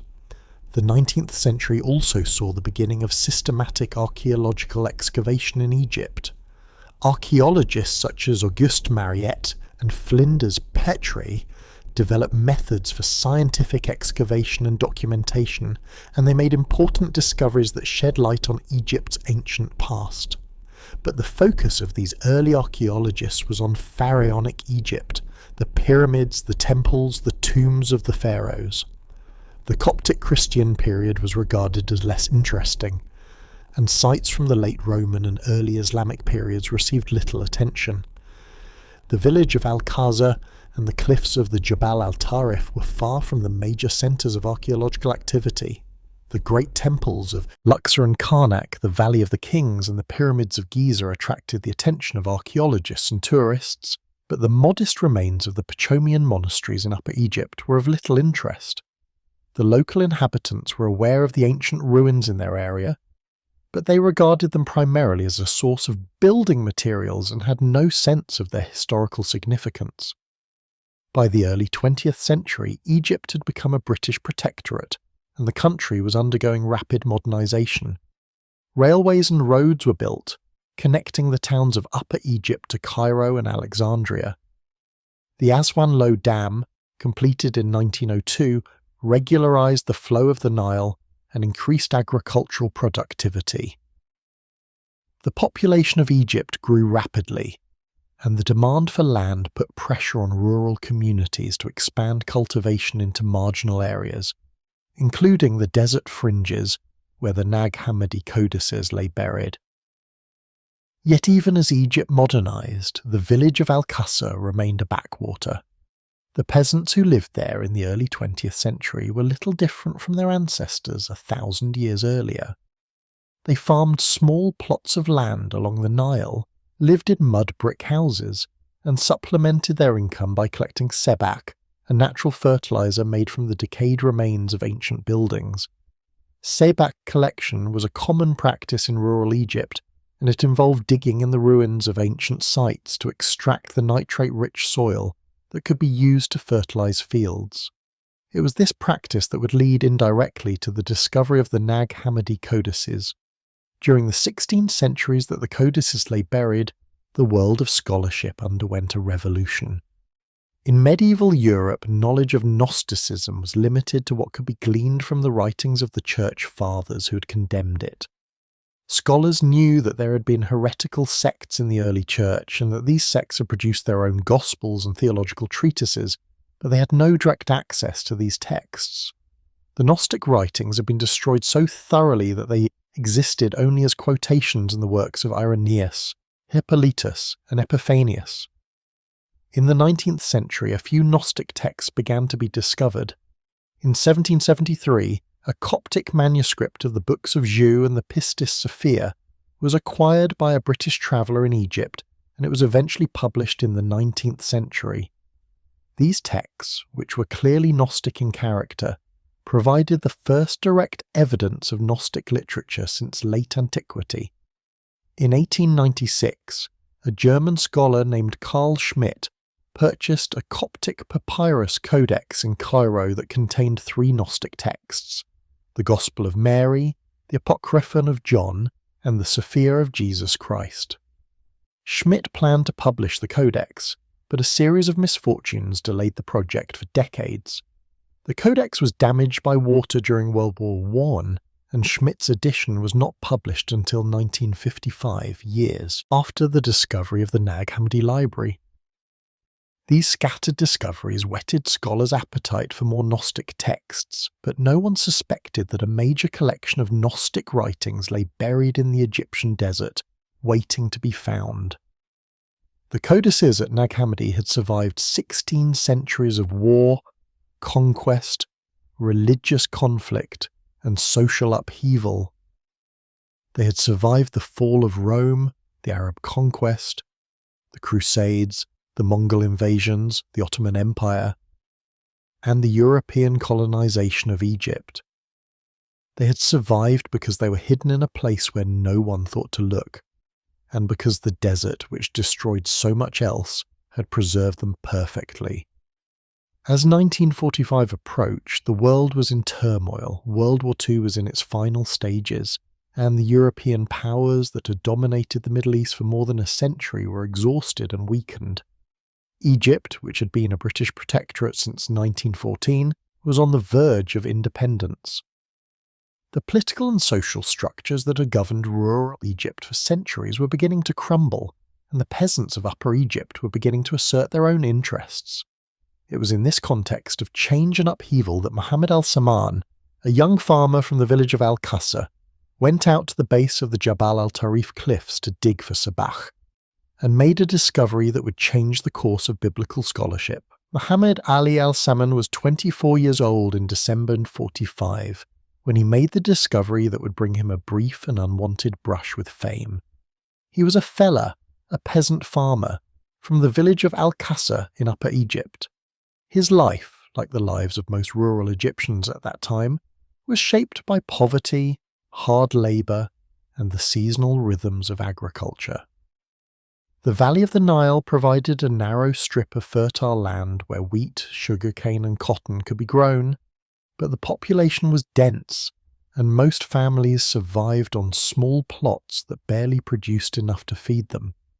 To supplement their income, many families engaged in sebak digging, the extraction of nitrate-rich soil from ancient ruins to use as fertilizer. December was a good time for sebak digging. The fields had been harvested, and the farmers had time before the next planting season. The soil at the base of the Jabal al-Tarif cliffs, near the ruins of the ancient settlements, was known to be particularly rich in sebach. Muhammad Ali and his brothers had been digging in the area for several days, loading the soil onto their camels and transporting it to their fields. The work was hard and monotonous, and it was made more unpleasant by the local belief that the cliffs and the desert around them were inhabited by jinn, spirits that could bring bad luck or worse to those who disturbed them. On the day of the discovery, Muhammad Ali was working alone, digging near a large boulder at the base of the cliffs. His shovel struck something hard beneath the sand. He cleared away the soil and found the top of a large earthenware jar partially buried. The jar was about 2 feet tall, with a wide mouth sealed with a cap made of bitumen. Muhammad Ali hesitated. He later recalled that his first thought was that the jar might contain gold or other treasure, but he was also afraid. The village elders said that jinn lived in sealed jars buried in the desert, and anyone who opened such a jar might release malevolent spirits. Curiosity overcame fear. Muhammad Ali struck the jar with his shovel, breaking the seal and cracking the side of the jar. A burst of dust or particles rose from the jar. He later described it as a golden cloud, though this may have been the papyrus fragments that had become desiccated over the centuries. Inside the jar, wrapped in leather and linen, were 13 leather-bound books, along with loose papyrus leaves and fragments. The books were heavy, and the leather covers were brittle with age. Muhammad Ali did not recognize the script on the pages. It was Coptic, which he could not read, but he understood that the books were very old and might have value. Muhammad Ali carried the codices back to his house in Al-Qaza, where he showed them to his mother. His mother, seeing only old books in a language he could not read, was unimpressed. According to Muhammad Ali's later testimony, his mother used some of the loose papyrus leaves as fuel for her oven, burning them to bake bread. How many pages were destroyed in this way is unknown, but it is likely that some of the texts in the Nag Hammadi library were lost before scholars ever had a chance to study them. This casual destruction is a reminder of how precarious the survival of ancient texts can be, even after they have survived centuries in the ground. The discovery of the codices occurred at a moment of personal crisis for Muhammad Ali and his family. A few weeks earlier, Muhammad Ali's father had been murdered in a blood feud with another family in the village. The feud involved a dispute over land and irrigation rights, and it had escalated into violence. Muhammad Ali and his brothers were determined to avenge their father's death, and they were planning retaliation. In the midst of this turmoil, the discovery of the ancient books seemed like a distraction, perhaps even an irrelevance. But Muhammad Ali sensed that the books might be valuable, and he decided to see if he could sell them. He showed them to a local priest who recognized that they were written in Coptic, and suggested that they might be of interest to scholars or collectors. Word of the discovery spread quickly through the village and beyond. Within days, a local teacher named Raghib saw the codices and recognized their potential importance. Raghib managed to acquire one of the codices and took it to Cairo, where he hoped to sell it to a dealer in antiquities. The codex that Raghib took to Cairo was Codex III, which contained several important texts, including the Gospel of Thomas. Raghib offered the codex to several dealers, but the negotiations were slow, and he eventually sold it to a Cypriot dealer named Phokion Tanos. Tanos recognized that the codex was of scholarly interest and contacted scholars at the Coptic Museum in Cairo. The director of the museum, Togo Mina, examined the codex and immediately recognized its significance. He purchased it for the museum and began to study its contents. Meanwhile, back in Al-Qaza, the remaining codices were changing hands rapidly. Muhammad Ali's mother, concerned that the books might attract unwanted attention from the authorities or from rivals in the blood feud, insisted that they be removed from the house. Muhammad Ali gave some of the codices to a local priest for safekeeping, and he sold or gave others to friends and relatives. The codices were being dispersed, and there was a real risk that they would be lost or destroyed before scholars could study them. One codex, Codex Wen, which would later be known as the Jung Codex, had a particularly complicated journey. It was acquired by a Belgian antiquities dealer named Albert Ede, who smuggled it out of Egypt and took it to Belgium. From there, it was sold to an American collector and eventually ended up in Switzerland, where it was purchased by the Jung Institute in Zurich as a birthday present for the psychologist Carl Jung. The Jung Codex contained the Gospel of Truth, one of the most important Gnostic texts, and it would not be returned to Egypt until 1975, 30 years after its discovery. The circumstances surrounding the discovery of the Nag Hammadi codices were chaotic and, in many ways, typical of the way archaeological finds were handled in Egypt in the mid-20th century. Egypt had laws against the unauthorized excavation and export of antiquities, but these laws were difficult to enforce in rural areas where poverty and illiteracy were widespread. Local farmers who discovered ancient objects often had no knowledge of their historical or cultural significance, and they were primarily interested in whether the objects could be sold for money.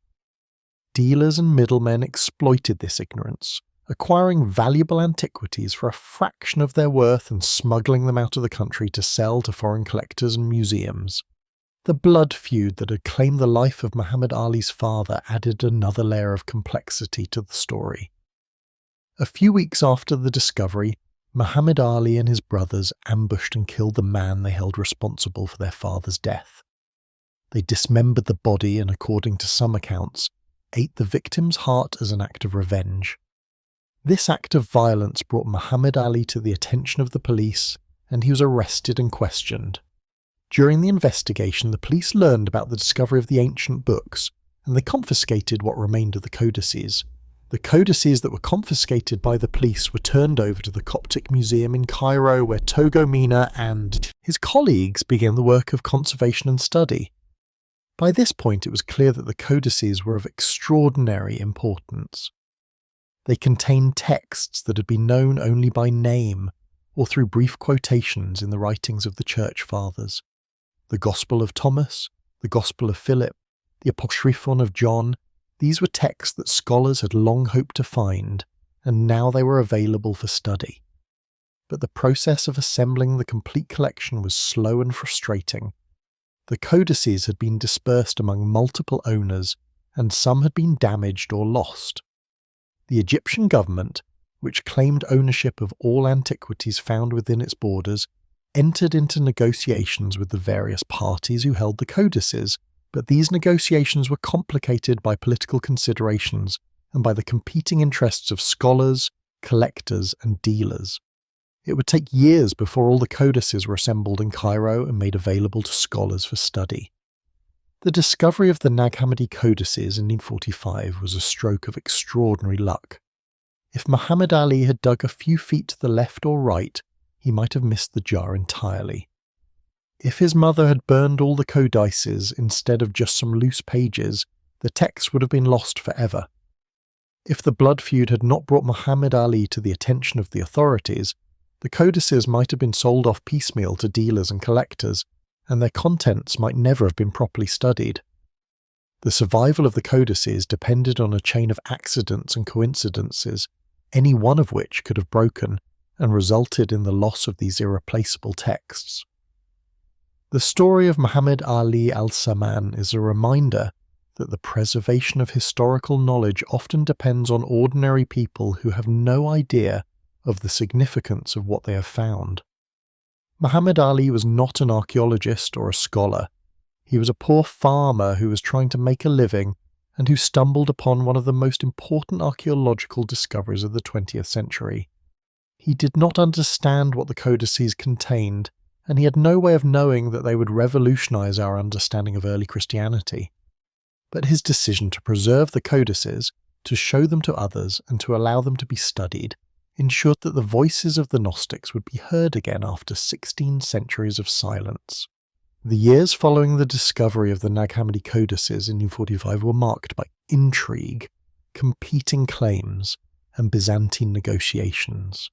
The codices, which had survived 16 centuries buried in the Egyptian desert, now faced new threats: dispersion among multiple owners, damage from careless handling, and the possibility of being lost in the chaos of Egypt's tumultuous political situation. The story of how the codices were assembled, conserved, and made available to scholars is as dramatic as the story of their burial and discovery.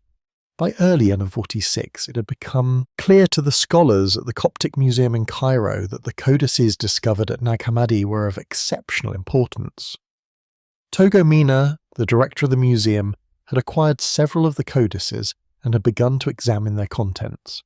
What he found astonished him. The codices contained texts that had been lost since late antiquity, texts that shed new light on the diversity of early Christian thought. Mina immediately understood that the discovery had the potential to revolutionize biblical scholarship, but he also knew that the codices were in danger of being dispersed and that immediate action was needed to secure them.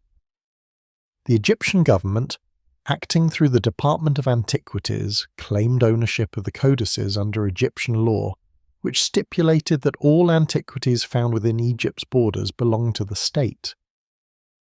But the enforcement of this law was complicated by several factors. First, some of the codices had already been sold to private individuals or dealers, and recovering them required delicate negotiations. Second, Egypt in the late 1940s was in political turmoil. The country was nominally independent, but British influence remained strong, and there was growing nationalist sentiment demanding full sovereignty. The government's priorities were political stability and economic development, not the recovery of ancient manuscripts. Raghib, the local teacher who had first recognised the potential value of the codices, had taken Codex III to Cairo and sold it to Phocion Tanos, a dealer in antiquities. Tanos was a shrewd businessman who understood the scholarly importance of the codex, but he also wanted to maximise his profit. He initially offered the codex to the Egyptian government for a high price, but when the government balked, he threatened to sell it to foreign buyers. Togo Mina, desperate to keep the codex in Egypt, appealed to wealthy Coptic Christians in Cairo to raise the money. Eventually, a benefactor provided the funds, and the government was able to purchase the codex for the Coptic Museum. But Codex III was only one of 13 codices. The others remained scattered among various individuals in Upper Egypt, and tracking them down was a daunting task. Togo Mina travelled to Al-Qasr and interviewed Muhammad Ali al-Saman, who by this time had been released from police custody.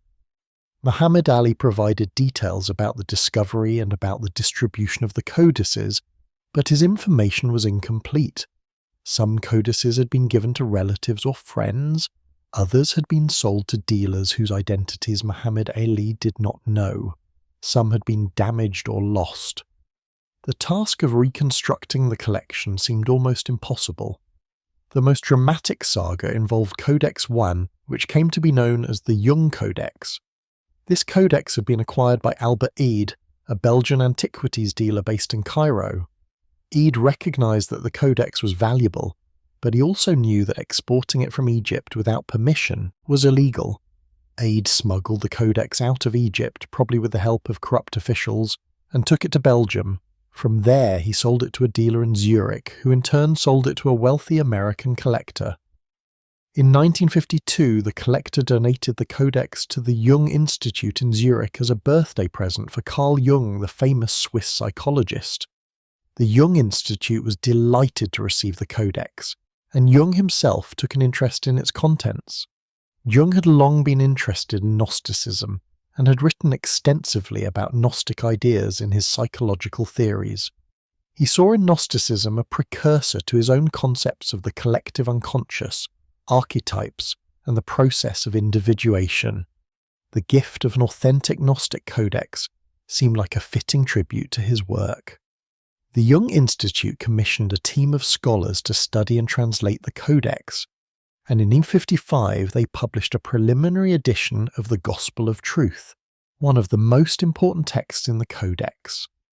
But the acquisition of the Jung Codex created a diplomatic problem. The Egyptian government protested that the codex had been illegally removed from Egypt and demanded its return.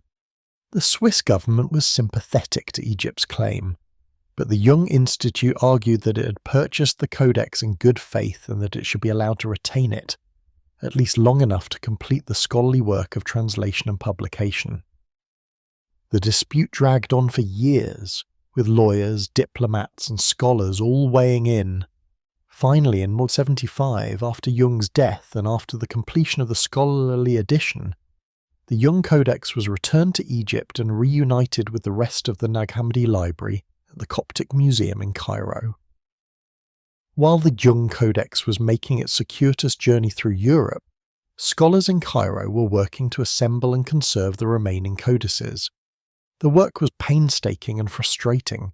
Many of the codices had been damaged, either during the 16 centuries they spent buried in the desert, or during the chaotic period after their discovery. Pages were missing, bindings were broken, and the papyrus was brittle and prone to crumbling.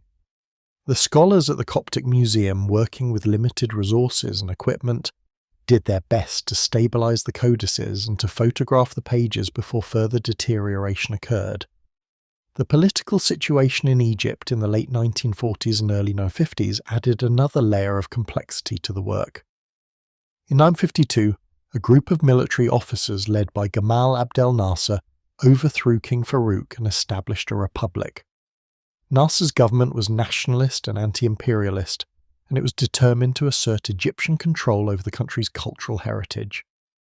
The new government took a hard line on antiquities, insisting that all archaeological finds remain in Egypt and that foreign archaeologists work under strict Egyptian supervision. This policy was part of a broader effort to reclaim Egyptian sovereignty after decades of British domination, but it also created obstacles for international scholarly collaboration. The Nasser government's attitude toward the Nag Hammadi codices was ambivalent.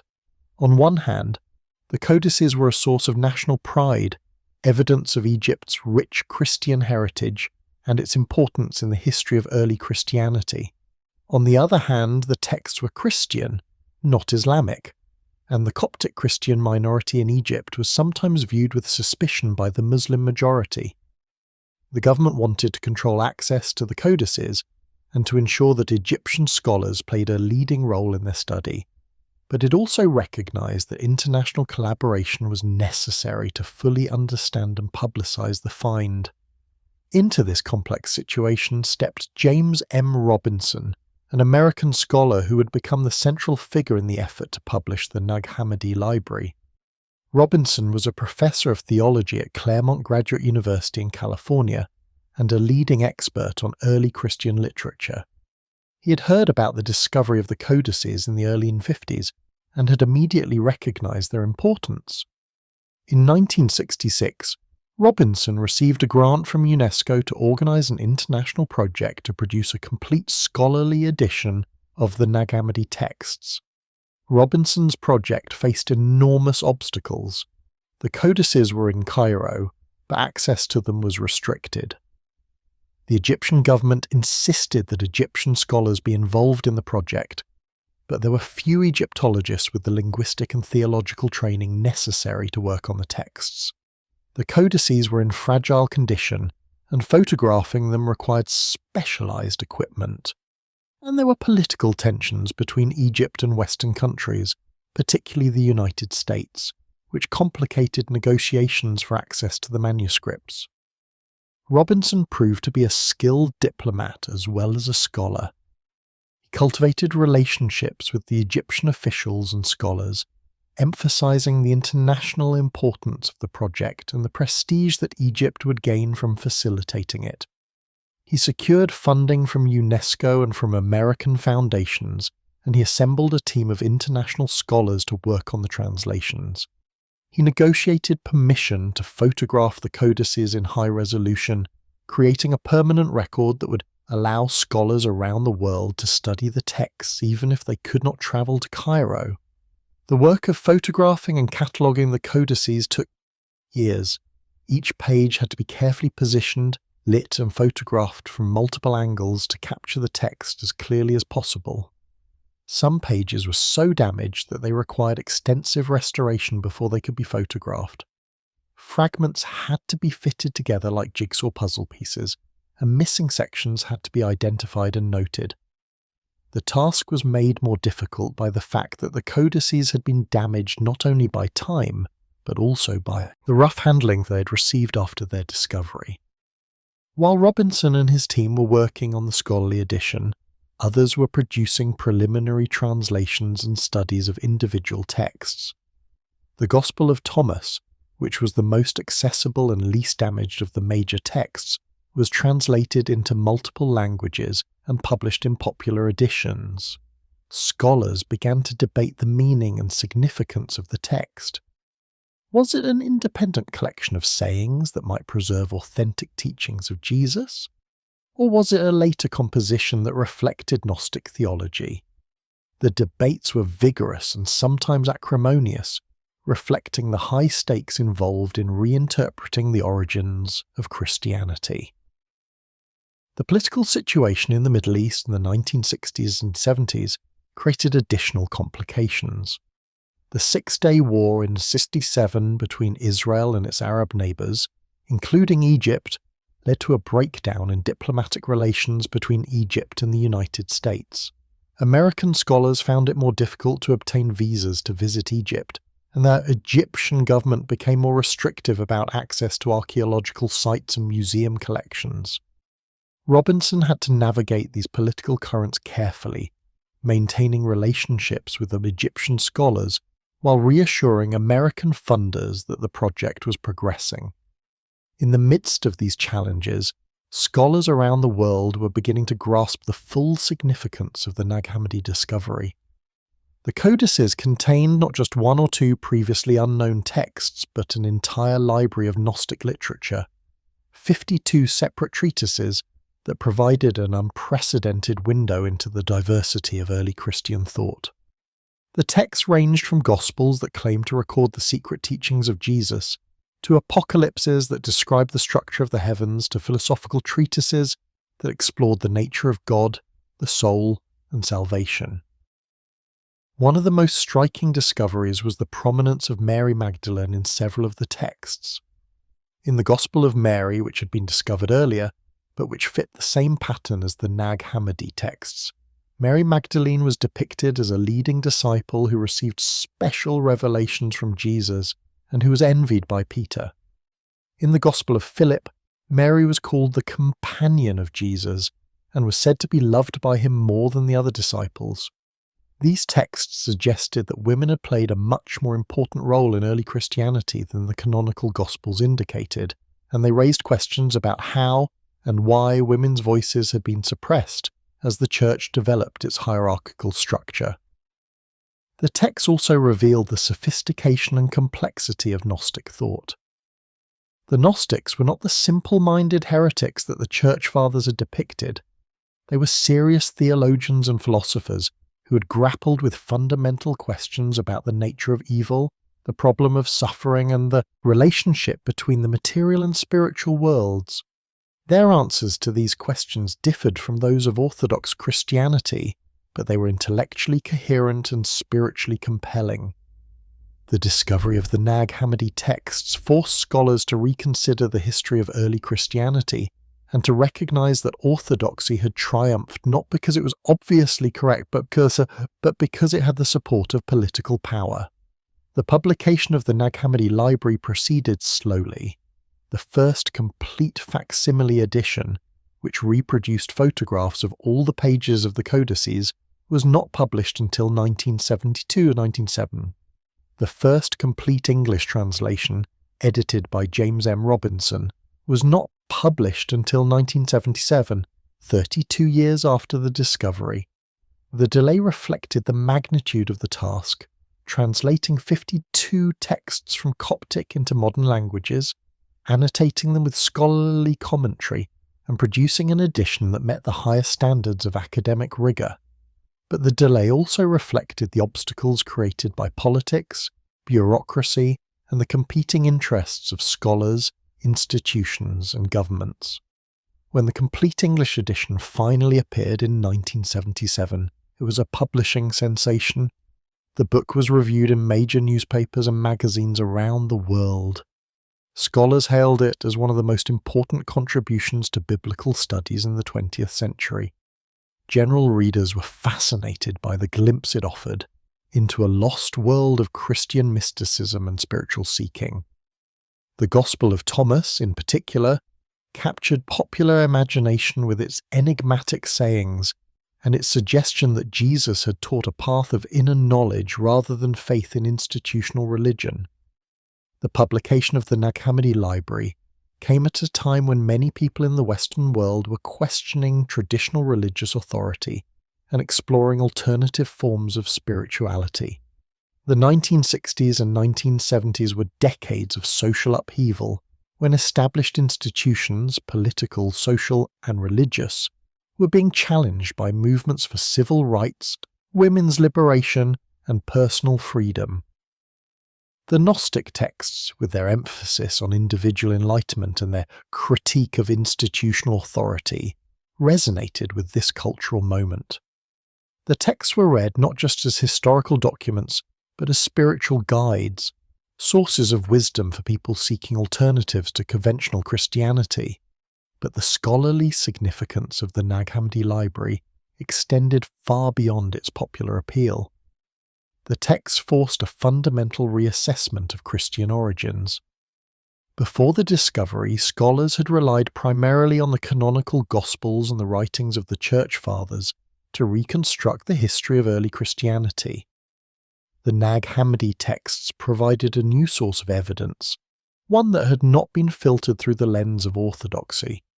They showed that early Christianity had been far more diverse than previously imagined, that there had been multiple competing visions of what it meant to follow Jesus, and that the victory of orthodoxy had been a contingent historical outcome rather than an inevitable triumph of truth.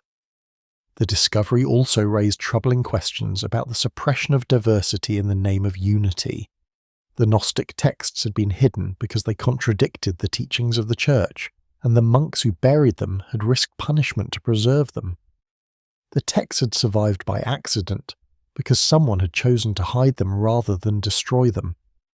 How much other knowledge had been lost because it had been successfully destroyed? How many other voices had been silenced? The Nag Hammadi discovery was a reminder of the fragility of historical knowledge and of the importance of preserving diverse perspectives, even when they challenge established orthodoxies. The publication of the Nag Hammadi library in the 1970s initiated a period of intense scholarly activity and debate that continues to the present day. The texts have forced scholars to reconsider fundamental assumptions about the origins and development of Christianity, and they have sparked controversies that extend far beyond the academy into popular culture and contemporary religious practice. The central question posed by the Nag Hammadi texts is simple but profound. What was early Christianity really like, before the victory of orthodoxy? The traditional narrative of Christian origins, which had dominated Western scholarship for centuries, told a relatively straightforward story. Jesus had preached a message of repentance, love, and the coming kingdom of God. After his death and resurrection, his disciples had spread this message throughout the Mediterranean world, establishing communities of believers who gathered to worship, to celebrate the Eucharist, and to support one another. These early communities developed a clear set of beliefs. Jesus was the Son of God, he had died to redeem humanity from sin, and he would return to judge the living and the dead. The apostles had appointed bishops to lead the communities, and these bishops had preserved the authentic teaching of Jesus through an unbroken chain of succession. Heretical movements like Gnosticism had emerged in the 2nd century as distortions of the original message, mixing Christianity with Greek philosophy and Oriental mysticism. The Church had successfully defended the true faith against these heresies, and by the 4th century orthodoxy had triumphed. The Nag Hammadi texts challenge every element of this narrative. They show that diversity was present in Christianity from the very beginning, not as a later corruption, but as an original feature. They demonstrate that there were multiple competing interpretations of Jesus' teaching, each claiming to be authentic, each with its own scriptures and traditions. They reveal that the category of heresy was itself a construction, a label applied by one faction of Christianity to delegitimize other factions. And they suggest that orthodoxy triumphed not because it was self-evidently true, but because it had the support of political power. The diversity of early Christianity, as revealed by the Nag Hammadi texts, was extraordinary.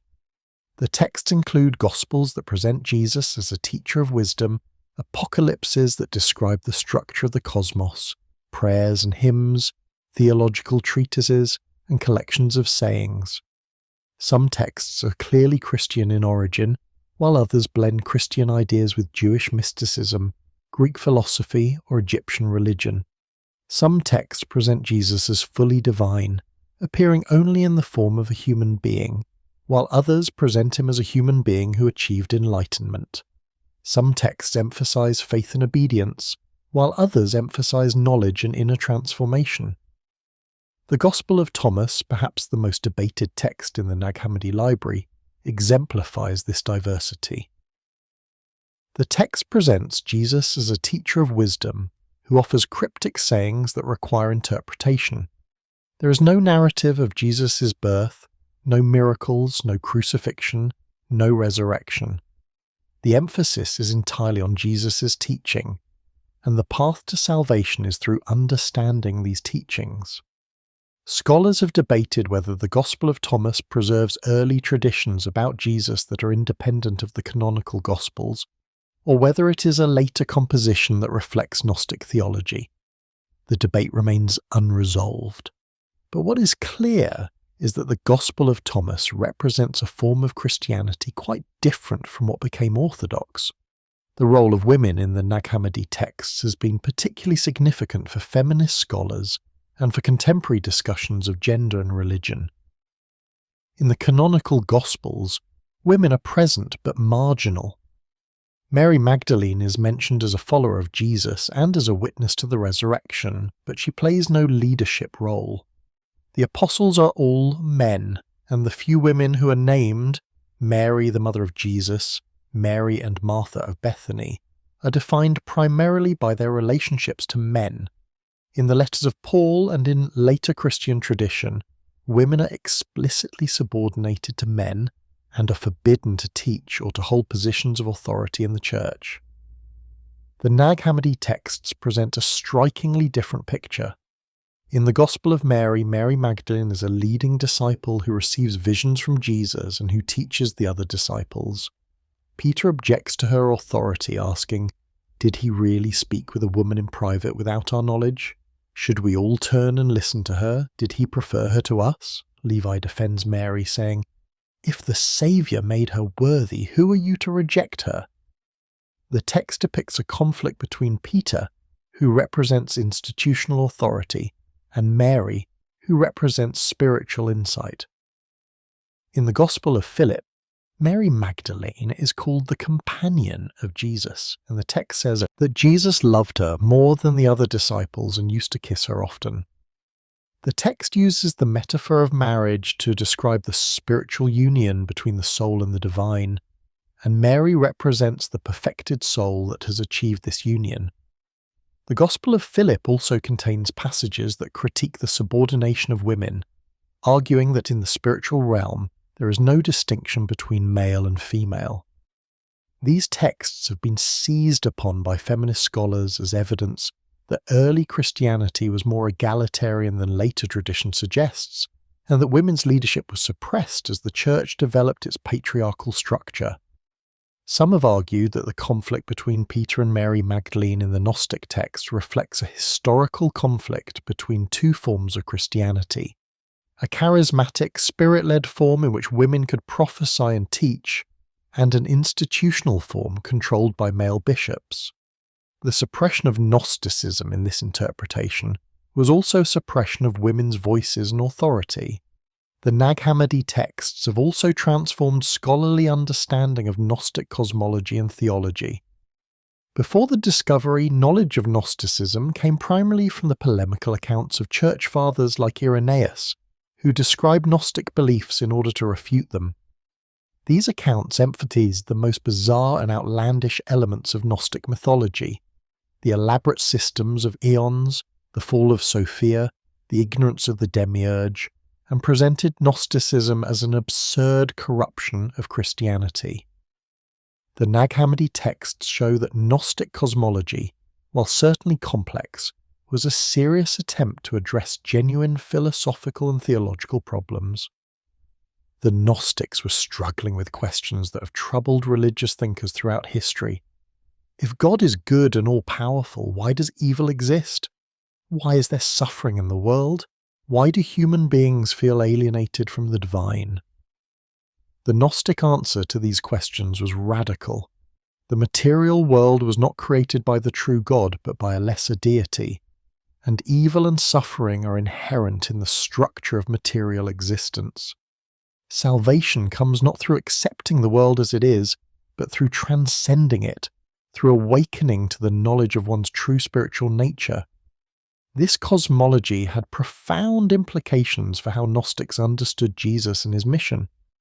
In Orthodox Christianity, Jesus came to redeem the world by his death on the cross, and the resurrection of the body was essential to Christian hope.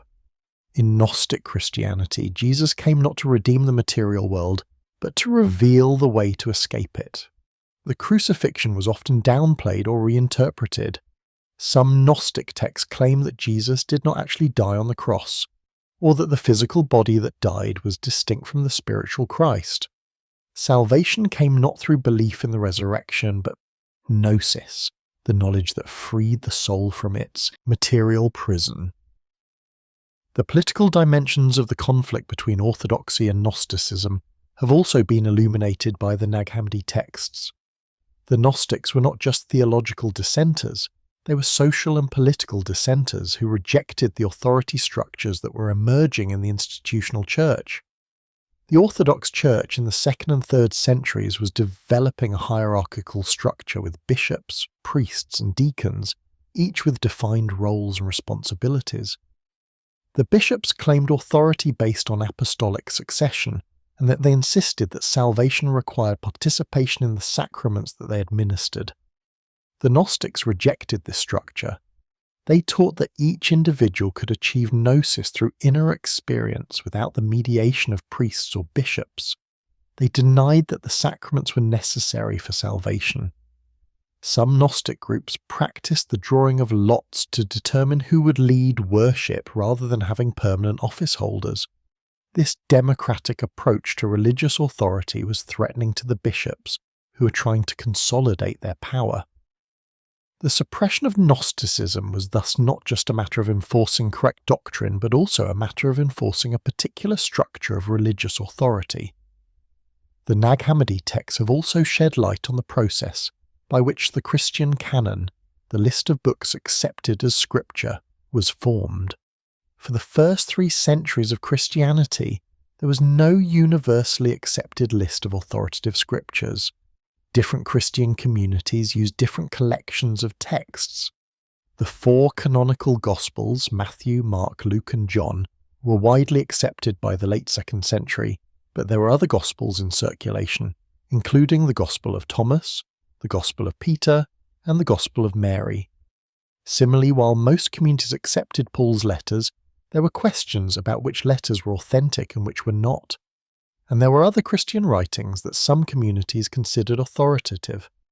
The formation of the canon was a gradual process that extended over several centuries and that involved both theological and political considerations.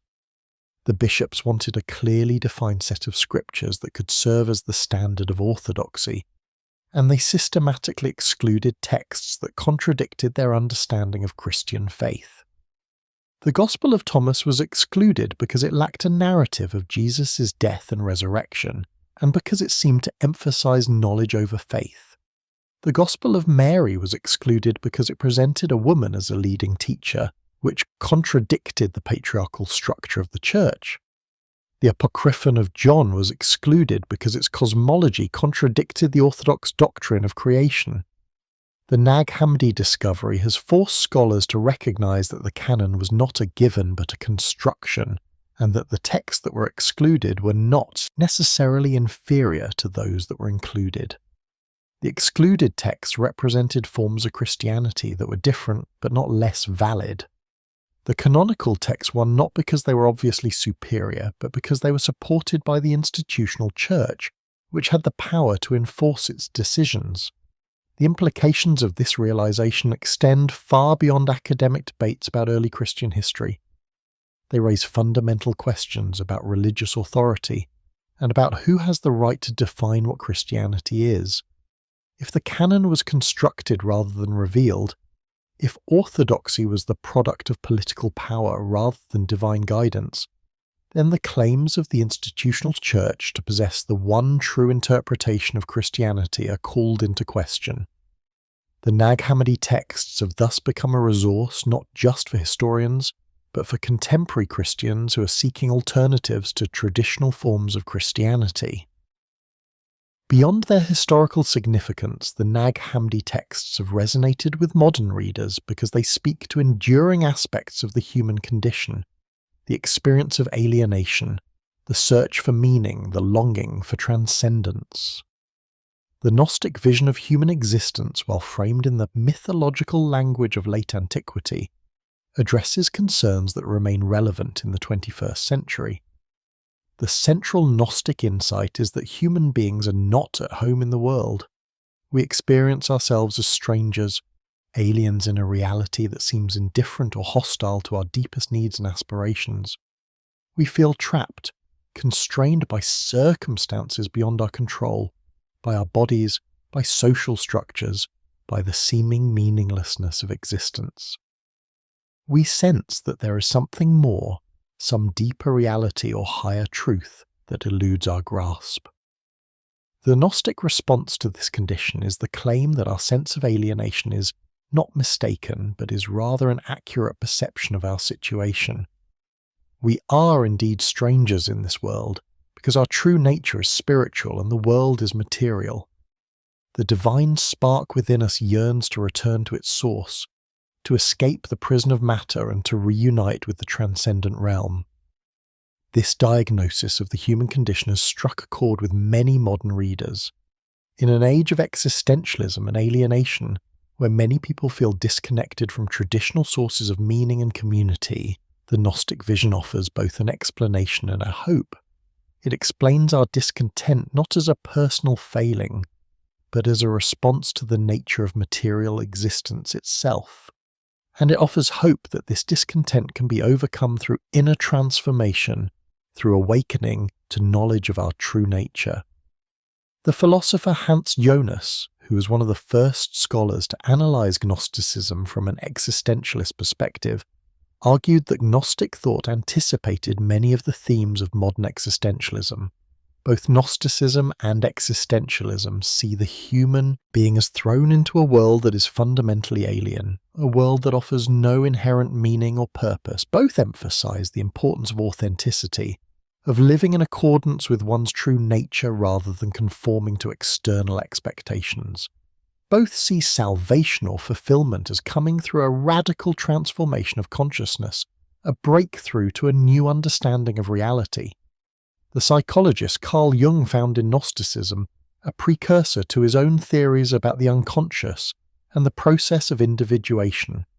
Jung saw the Gnostic myth of the divine spark trapped in matter as a metaphor for the relationship between the conscious ego and the unconscious depths of the psyche.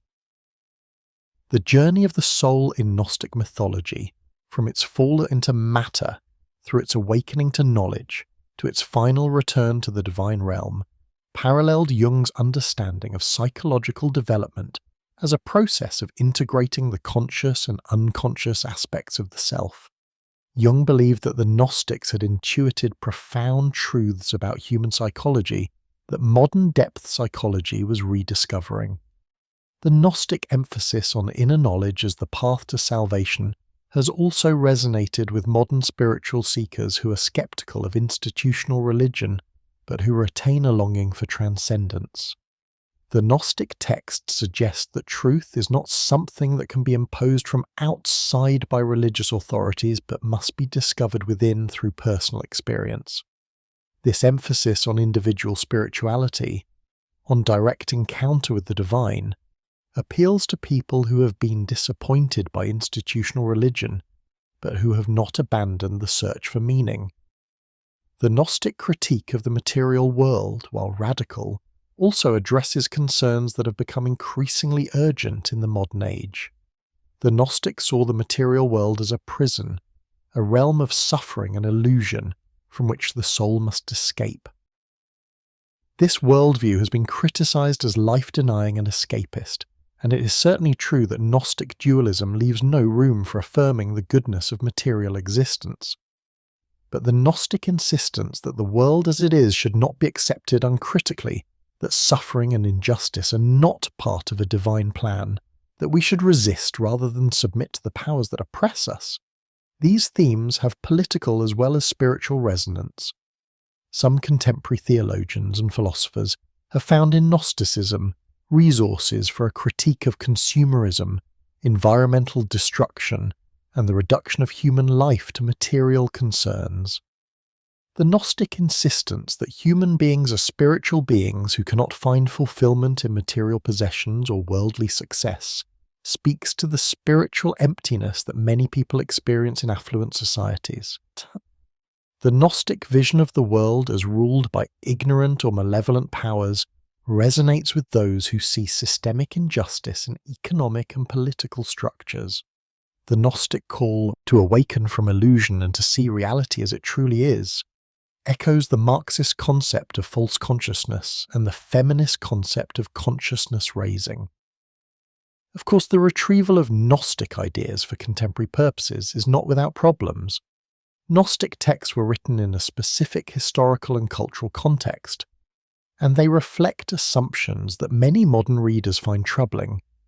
The dualism that divides reality into spiritual and material realms can lead to a devaluation of the body and of embodied existence.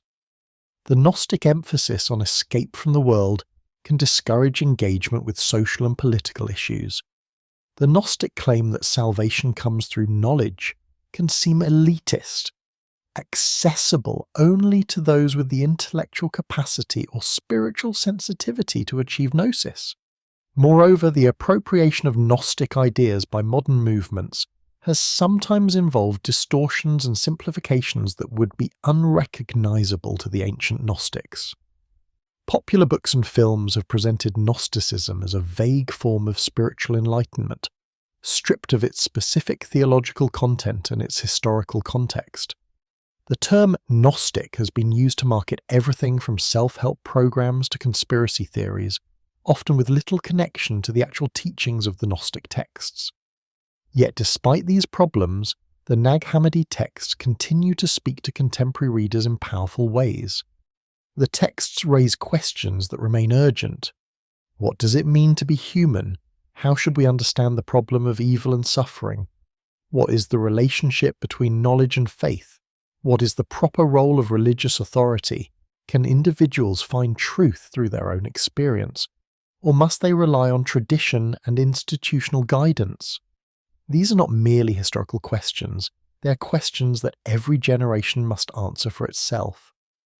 The Gnostic texts also remind us of the importance of preserving diverse voices and perspectives. The monks who buried the Nag Hammadi codices were resisting the pressure to conform, to accept a single authorized version of Christian truth. Their act of resistance ensured that future generations would have access to alternative visions of Christianity and thus to a richer and more complex understanding of the Christian tradition. In an age of religious polarization, when competing groups claim exclusive possession of truth, the Nag Hammadi texts are a reminder that diversity is not a threat but a resource, and that wisdom can come from unexpected sources. The discovery of the Nag Hammadi library has raised profound questions about the suppression of knowledge and the exercise of religious authority. The texts were buried because they had been condemned as heretical, because possessing them was dangerous, because the institutional church had the power to destroy them and to punish those who preserved them. The survival of the texts was accidental. They were hidden in a place where they would not be found, and they remained hidden for 16 centuries. But their burial and rediscovery serve as a case study in how knowledge is controlled, how dissent is suppressed, and how historical memory is shaped by those in power. The suppression of Gnostic texts in late antiquity was systematic and thorough. The Church Fathers identified Gnostic teachings as heretical and wrote detailed refutations of them. Bishops issued orders requiring the surrender of heretical books. Monks who possessed such books faced excommunication or worse. Books that were surrendered were burned, and within a few generations, Gnostic texts had virtually disappeared from circulation. The only texts that survived were those that had been hidden, like the Nag Hammadi codices, or those that had been preserved as quotations in the writings of the heresiologists. This campaign of suppression was not unique to Gnosticism. Throughout history, religious and political authorities have attempted to control knowledge by censoring, banning or destroying texts that challenge their authority or contradict their teachings. The burning of books has been a recurring feature of human history, from the destruction of the Library of Alexandria to the Nazi book burnings to the censorship regimes of modern authoritarian states. The destruction of texts is always justified as necessary to protect truth or to prevent the spread of dangerous ideas, but it always results in the impoverishment of human knowledge and the silencing of alternative voices. The Nag Hammadi texts survived because someone chose to hide them rather than destroy them. This act of preservation was an act of resistance, a refusal to participate in the destruction of knowledge. The monks who buried the texts were taking a considerable risk. If their disobedience had been discovered, they would have faced severe punishment. But they believed that the texts were worth preserving, that the knowledge they contained should not be lost, even if the Church had condemned it as heretical. Their act ensured that future generations would have access to voices that the Church had tried to silence.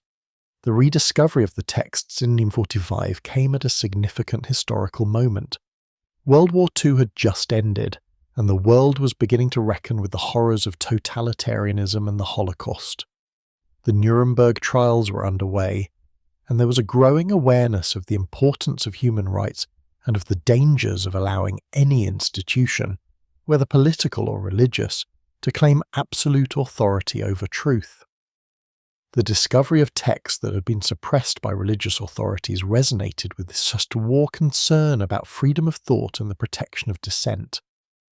The Nag Hammadi discovery also came at a time of significant changes in biblical scholarship. The 19th and early 20th centuries had seen the development of historical critical methods for studying the Bible, methods that treated biblical texts as historical documents that could be analysed using the same tools applied to other ancient texts. Scholars began to question traditional assumptions about the authorship, dating and historical reliability of biblical books. They recognized that the Bible itself was a collection of diverse texts that reflected different historical periods, different theological perspectives, and different social contexts. The Nag Hammadi texts fit into this scholarly context by providing additional evidence of the diversity of early Christianity. They showed that the formation of Christian orthodoxy was a historical process, not a divine decree, and that the texts that were excluded from the canon were not necessarily inferior to those that were included.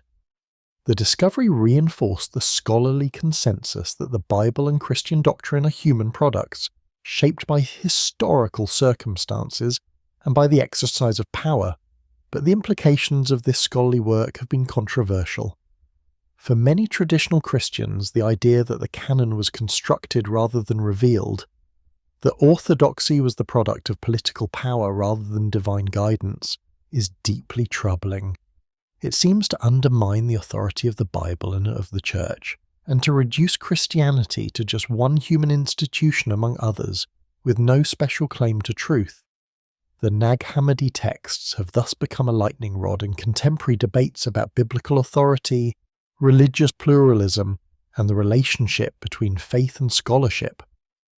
Conservative Christians have generally rejected the scholarly consensus about the Nag Hammadi texts. They argue that the texts are late, derivative, and historically unreliable, and that they reflect a Gnostic corruption of the original Christian message rather than authentic teachings of Jesus. They insist that the formation of the canon was guided by the Holy Spirit, and that the texts that were excluded deserved to be excluded because they contradicted the truth that had been revealed by God.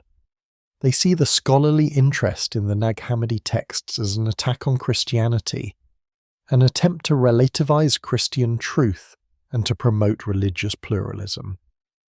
Progressive Christians, on the other hand, have generally embraced the Nag Hammadi texts as evidence of the diversity of early Christianity and as a resource for reimagining Christianity in more inclusive and less authoritarian forms. They see in the text evidence that women played leadership roles in early Christian communities, that there were forms of Christianity that emphasized social justice and the transformation of society, and that the authoritarian structures of the institutional church were not inevitable, but were contested from the beginning. They use the texts to argue for reforms in contemporary Christianity, including the ordination of women, the acceptance of LGBTQ people, and a more democratic approach to church governance. The debate about the Nag Hammadi texts is thus not just a debate about ancient history, but a debate about the nature of Christianity and religious authority in the present. The texts have become symbols in a larger cultural conflict between those who defend traditional religious authority and those who challenge it, between those who see truth as fixed and eternal and those who see it as contextual and evolving. The discovery of the Nag Hammadi texts also raises ethical questions about the preservation and study of cultural heritage. The codices were found in Egypt, and under Egyptian law, they belong to the Egyptian government. Yet one of the codices, the Young Codex, was smuggled out of Egypt and spent 3 decades in Switzerland before being returned. The black market in antiquities, which facilitated the dispersal of the codices after their discovery, continues to operate today, and thousands of artifacts are illegally removed from their countries of origin every year. The question of who has the right to study and to possess ancient texts is complex. On one hand, the texts are part of human heritage, and scholars from around the world should have access to them. On the other hand, the texts were found in Egypt, and Egypt has a legitimate claim to them as part of its national heritage. The tensions between national sovereignty and international scholarship, between the rights of source countries and the interests of museums and collectors, remain unresolved. The Nag Hammadi texts have also raised questions about the ethics of interpretation. Scholars who study the texts bring their own assumptions, biases, and agendas to their work, and their interpretations inevitably reflect their own cultural and intellectual contexts. Feminist scholars have emphasized the role of women in the texts, while political theologians have emphasized the critique of authority, and depth psychologists have emphasized the symbolic dimensions of Gnostic mythology. Each of these readings illuminates aspects of the text, but each also risks projecting modern concerns onto ancient documents and obscuring what the texts meant in their original context. The challenge for scholars is to balance respect for the historical integrity of the texts with recognition of their contemporary relevance. The texts were written in specific historical circumstances to address specific questions and concerns, and they should be understood in that context. But the texts also speak to enduring human concerns, and they can offer insights that are relevant to contemporary issues. The task is to read the texts carefully, to be aware of one's own assumptions and biases, and to allow the texts to challenge and surprise us, rather than simply confirming what we already believe. The physical fate of the Nag Hammadi codices after their discovery and assembly in Cairo is a story of conservation, preservation, and technological innovation. The codices that had survived 16 centuries in the dry sands of Upper Egypt faced new threats in the modern world: humidity, air pollution, handling by researchers, and the simple fact of aging. The task of preserving these irreplaceable documents for future generations has required decades of effort by conservators, librarians, and scholars. The Coptic Museum in Cairo, where the codices are housed, has undertaken extensive conservation work to stabilize and protect the manuscripts. The papyrus pages, which were brittle and fragile after centuries of burial, have been carefully cleaned, flattened, and mounted between sheets of protective glass or plastic. The leather covers, which had deteriorated badly, have been treated with preservatives and stored under controlled environmental conditions. Pages that were damaged or torn have been reinforced with Japanese tissue paper or other conservation materials. The work has been painstaking and time-consuming, requiring specialized skills and expensive equipment. In the 70s, as part of the UNESCO-sponsored project to publish the Nag Hammadi Library, high-quality photographs were made of every page of every codex. These photographs created a permanent record that would allow scholars to study the texts, even if the original manuscripts continued to deteriorate. The photographs were initially reproduced in large-format facsimile editions, which were distributed to major research libraries around the world. More recently, the photographs have been digitized and made available online, allowing anyone with an internet connection to view the codices and to study them in detail. The digitization of the Nag Hammadi texts is part of a larger movement to make ancient manuscripts accessible through digital technology. Projects like the Digital Nag Hammadi Library the Coptic Gnostic Library, and various university-based initiatives have created searchable databases of the texts, with high-resolution images, transcriptions, translations, and scholarly commentary. These digital resources have democratized access to the texts, making it possible for scholars and students around the world to study them without having to travel to Cairo. The conservation and digitization of the Nag Hammadi codices represent a commitment to preserving cultural heritage for future generations, but they also raise questions about the role of technology in shaping how we understand and interpret ancient texts. Digital images are not the same as physical manuscripts. They flatten the three-dimensional object into a two-dimensional representation, and they eliminate the tactile and sensory dimensions of working with ancient books, the feel of the papyrus, the smell of the leather, the weight of the codex. Scholars who work exclusively with digital images may miss details that would be apparent in person, such as traces of earlier writing that have been erased, or subtle variations in ink colour that indicate different scribal hands. Moreover, digital technology creates the illusion that the texts are stable and fixed, when in fact they are the product of multiple layers of interpretation and mediation. The codices as they exist today are not identical to the codices as they were when they were buried. They have been damaged by time, by the conditions of burial, by rough handling after discovery, and by well-intentioned but sometimes misguided conservation efforts. The transcriptions and translations that appear in digital databases are themselves interpretations, reflecting scholarly judgments about how to read damaged or ambiguous passages. Users of digital resources need to be aware that what they are seeing is a reconstruction, not an unmediated encounter with the ancient text. The Nag Hammadi codices have also had an afterlife in popular culture. The texts have been cited, referenced, and reimagined in novels, films, television shows, and other media. Dan Brown's best-selling novel The Da Vinci Code drew heavily on the Gospel of Philip and its depiction of the relationship between Jesus and Mary Magdalene, although Brown's use of the text was selective and often inaccurate. The 1999 film The Matrix incorporated Gnostic themes of a false reality and liberation through knowledge. Numerous novels and television series have used Gnostic cosmology as a framework for their storytelling. This popular appropriation of Gnostic ideas has been controversial. Scholars have often complained that popular accounts misrepresent the texts, simplify complex ideas, and present Gnosticism as something it was not. But the popular interest in the text also reflects their continuing resonance and relevance.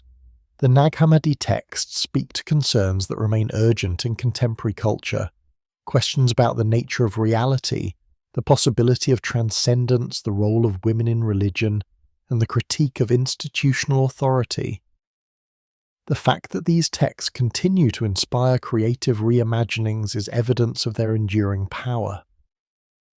The discovery of the Nag Hammadi texts has also sparked a revival of interest in Gnosticism as a living spiritual path. Various groups have emerged claiming to practice a modern form of Gnosticism based on the ancient texts. These neo-Gnostic movements range from serious attempts to reconstruct ancient Gnostic practices to New Age syncretism that borrows freely from multiple traditions. Some neo-Gnostic groups emphasize the mystical and meditative dimensions of Gnosticism, others focus on the critique of institutional religion, and still others use Gnostic language to articulate contemporary political or social concerns. The relationship between ancient Gnosticism and modern neo-Gnosticism is complex and contested. Scholars generally argue that there is no direct historical continuity between the ancient Gnostics and modern groups, and that modern Gnosticism is a reconstruction based on ancient texts rather than an authentic survival of ancient traditions. The ancient Gnostics lived in a specific historical and cultural context, and their beliefs and practices cannot simply be transplanted to the modern world. Moreover, we know relatively little about Gnostic practices. The texts that survive are primarily theological and mythological, and they provide little information about how Gnostic communities actually functioned. Yet the attempt to revive Gnosticism raises interesting questions about the nature of religious tradition and the possibility of recence. Is it possible to reconstruct an ancient religion based on texts alone? Can a religious tradition be revived after it has been extinct for more than a millennium? What is the relationship between historical fidelity and contemporary relevance? Neo-Gnostic groups have answered these questions in different ways, some emphasizing scholarly accuracy and others prioritizing spiritual experience over historical authenticity. The academic study of the Nag Hammadi text continues to flourish.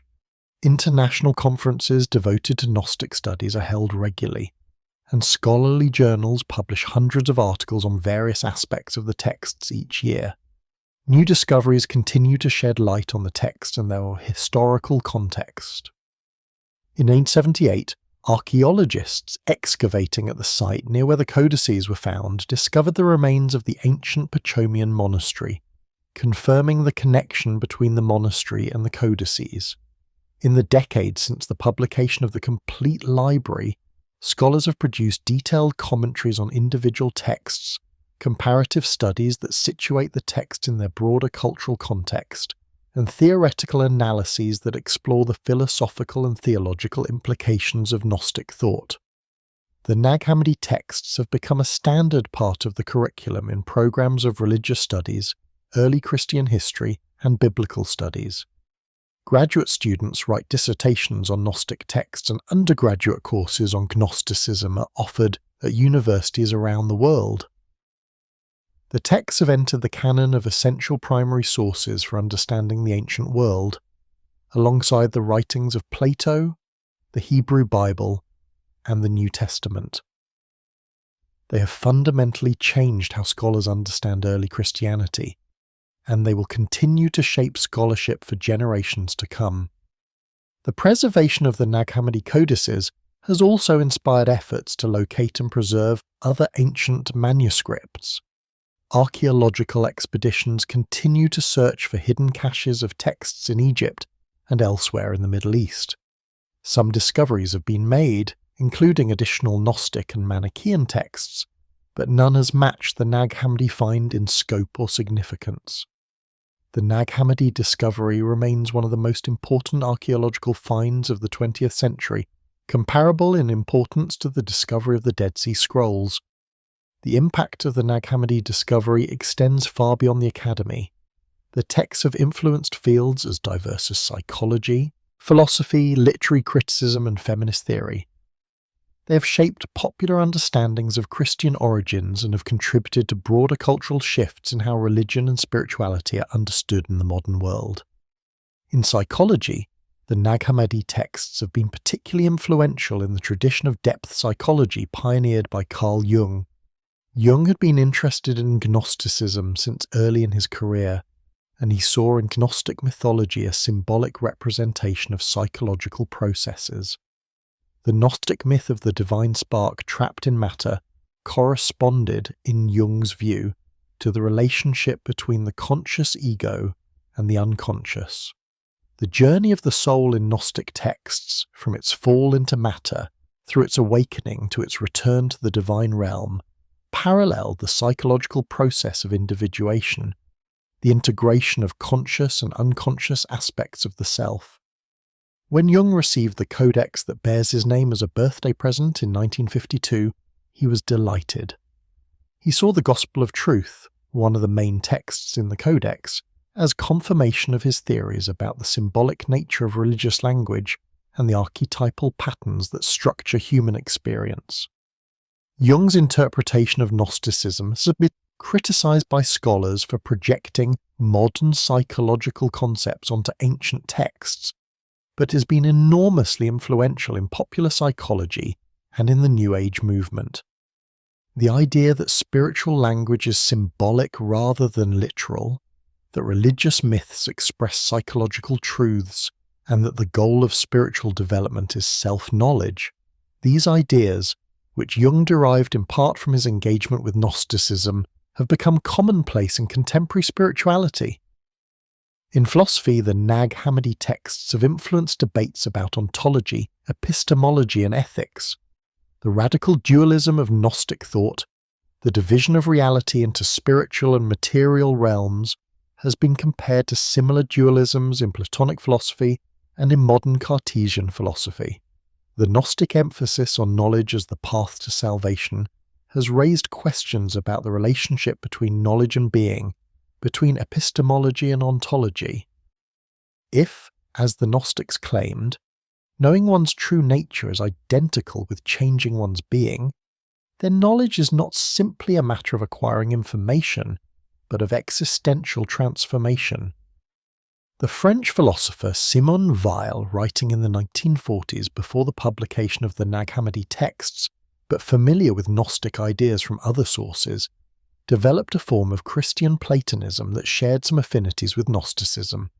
Weil argued that the world was characterized by necessity and gravity, forces that pull the soul downward into matter, and that must be counteracted by grace, which lifts the soul upward toward God. Her notion of decreation, the undoing of the self-centered ego to make room for divine presence, resembles the Gnostic idea of awakening from the illusions of material existence. In literary criticism, the Nag Hammadi texts have influenced the study of narrative and mythology. The literary scholar Harold Bloom, in several books published in the 1970s and 80s, argued that Gnostic ideas had shaped Western literature in ways that had not been fully recognized. Bloom saw Gnostic themes, alienation, the critique of creation, the search for a reality beyond appearances, in writers as diverse as Milton, Blake, Melville, and Kafka. He argued that the Gnostic sensibility, far from being a dead heresy, had persisted as an underground current in Western culture, surfacing periodically in writers who felt alienated from Orthodox Christianity. Bloom's interpretation has been controversial, with critics arguing that he finds Gnosticism in places where it does not really exist. But his work has helped to establish Gnosticism as a category for literary and cultural analysis, and it has encouraged scholars to look for Gnostic themes in unexpected places. The idea that there is a Gnostic tradition in Western literature and philosophy, a tradition that runs counter to the mainstream Judeo-Christian tradition, has become an influential interpretive framework. In feminist theory and theology, the Nag Hammadi texts have been particularly significant.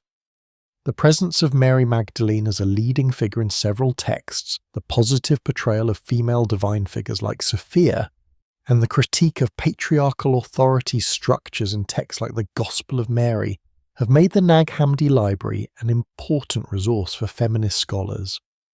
The texts have been used to argue that early Christianity was more egalitarian than later tradition, that women's leadership was suppressed as the church developed its patriarchal structure, and that alternative forms of Christianity are possible that do not subordinate women to men.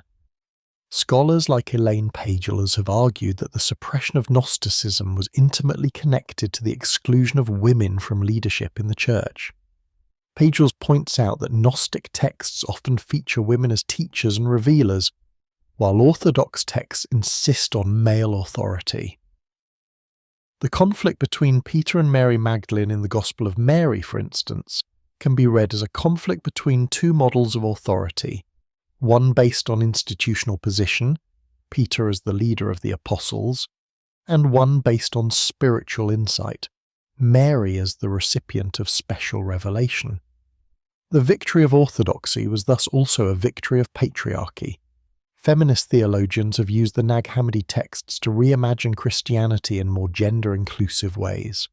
They have retrieved the figure of Mary Magdalene as a model of female apostleship, and have explored the significance of female divine figures in Gnostic mythology. Some have argued for the ordination of women on the grounds that women's leadership in early Christianity is attested in the Gnostic texts, even if it was suppressed by the Orthodox Church. Others have used Gnostic critiques of the demiurge, the false god who creates and rules the material world, as a critique of patriarchal concepts of God. The Nag Hammadi discovery has also contributed to broader cultural shifts in how religion and spirituality are understood. The late 20th and early 21st centuries have seen a decline in institutional religion in many Western countries and a rise in what is sometimes called spiritual but not religious identity. People increasingly identify as spiritual seekers who are interested in personal growth and transcendence, but who are skeptical of religious institutions and dogma. The Gnostic emphasis on individual experience, on direct knowledge of the divine, and on the critique of institutional authority resonates strongly with this contemporary spiritual sensibility. The Nag Hammadi texts have become a resource for people who are seeking alternatives to traditional Christianity. The texts suggest that there have always been multiple ways of being Christian, that orthodoxy does not have a monopoly on truth, and that individuals can find their own path to spiritual fulfillment. This message is appealing to people who have been alienated from the church, but who retain a sense that there is a spiritual dimension to existence that is not adequately addressed by secular materialism. At the same time, the popularization of Gnostic ideas has sometimes resulted in distortions and simplifications. Popular accounts of Gnosticism often present it as a generic form of spiritual enlightenment that has been freed from the constraints of dogma and institution. This version of Gnosticism is vague and amorphous, lacking the specific theological content and the historical specificity of the ancient texts. It is Gnosticism as a brand or a marketing label rather than as a serious engagement with complex religious and philosophical ideas. Scholars have expressed concern about this popularization, arguing that it does a disservice both to the ancient texts and to contemporary seekers. The ancient Gnostics were not New Age spiritual shoppers sampling from a buffet of religious ideas. They were serious thinkers grappling with fundamental questions about the nature of reality and the human condition. Their answers to these questions were specific and often radical, and they deserve to be engaged with seriously rather than being reduced to feel-good platitudes about spiritual enlightenment. Yet despite these concerns, the fact remains that the Nag Hammadi texts have had a profound impact on contemporary culture. They have changed how we think about Christian origins, about religious authority, about the nature of spirituality, and about the possibilities for human transformation. They have provided resources for critiques of patriarchy, materialism, and authoritarianism. They have inspired artists, writers, and spiritual seekers. They have become part of our cultural heritage, texts that every educated person should have some familiarity with, even if they do not accept the Gnostic worldview. The Nag Hammadi discovery has reminded us that history is more complex than we often imagine, that alternatives to dominant narratives have always existed, and that knowledge that has been suppressed can re-emerge with renewed power. The texts that were buried in the 4th century to protect them from destruction have become, in the 20th and 21st centuries, a source of inspiration and a tool for reimagining what religion can be. The story of the Nag Hammadi codices comes full circle with a return to the place where they were discovered. The desert cliffs of the Jabal al-Tarif still stand, largely unchanged since 1945. The village of Al-Qasr remains a small agricultural community, and the fields along the Nile are still cultivated much as they have been for millennia. The ruins of the ancient Pachomian monastery have been partially excavated by archaeologists. They provide evidence of the monastic community that once flourished there. But for the most part, the landscape is as it was when the codices were buried 16 centuries ago. Standing at the base of the cliffs where Muhammad Ali al-Saman made his discovery, one is struck by the silence and the emptiness of the desert. The wind blows across the sand, smoothing the surface and erasing footprints. The sun beats down with relentless intensity. The cliffs rise up, their layers of limestone telling a story of geological time that dwarfs human history. It is a landscape of extremes, of heat and cold, of light and shadow, of life and death.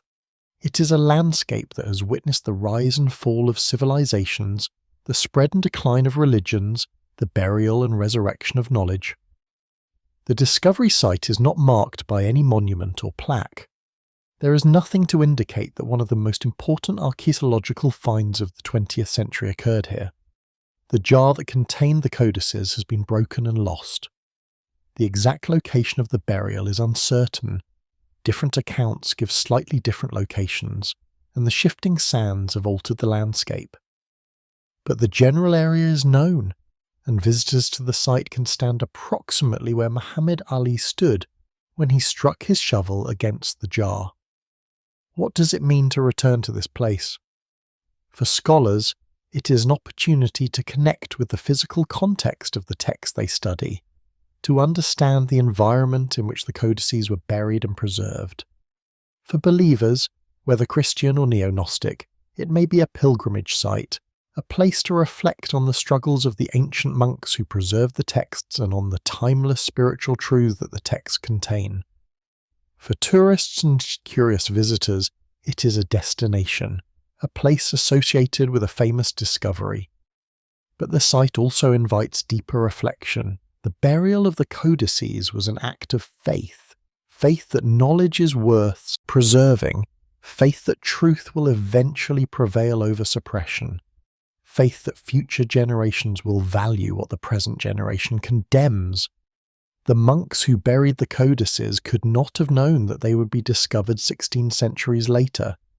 They could not have imagined the world of 1945, let alone the world of the 21st century. They buried the texts in hope, without any assurance that their hope would be fulfilled. And yet it was fulfilled. The texts survived, they were discovered, and they have spoken to millions of people. The knowledge that was buried has been resurrected. The voices that were silenced have been heard again. The diversity that was suppressed has been recovered.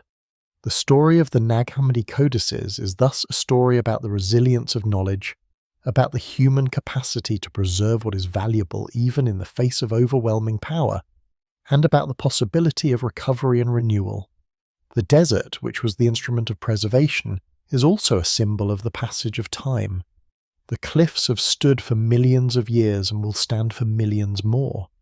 The human drama of burial and discovery, of persecution and resurrection, of loss and recovery, is but a brief moment in the desert's timeless existence.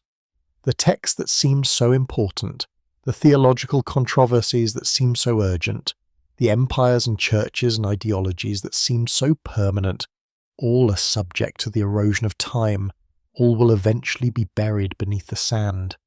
But the questions that the texts raise are not subject to time. What does it mean to be human? How should we understand our place in the cosmos? What is the nature of the divine? How should we respond to suffering and injustice? How can we achieve fulfillment and liberation? These questions have been asked by every generation, and they will continue to be asked as long as human beings exist. The Gnostic texts offer one set of answers to these questions, answers that are provocative, challenging, and in some ways troubling.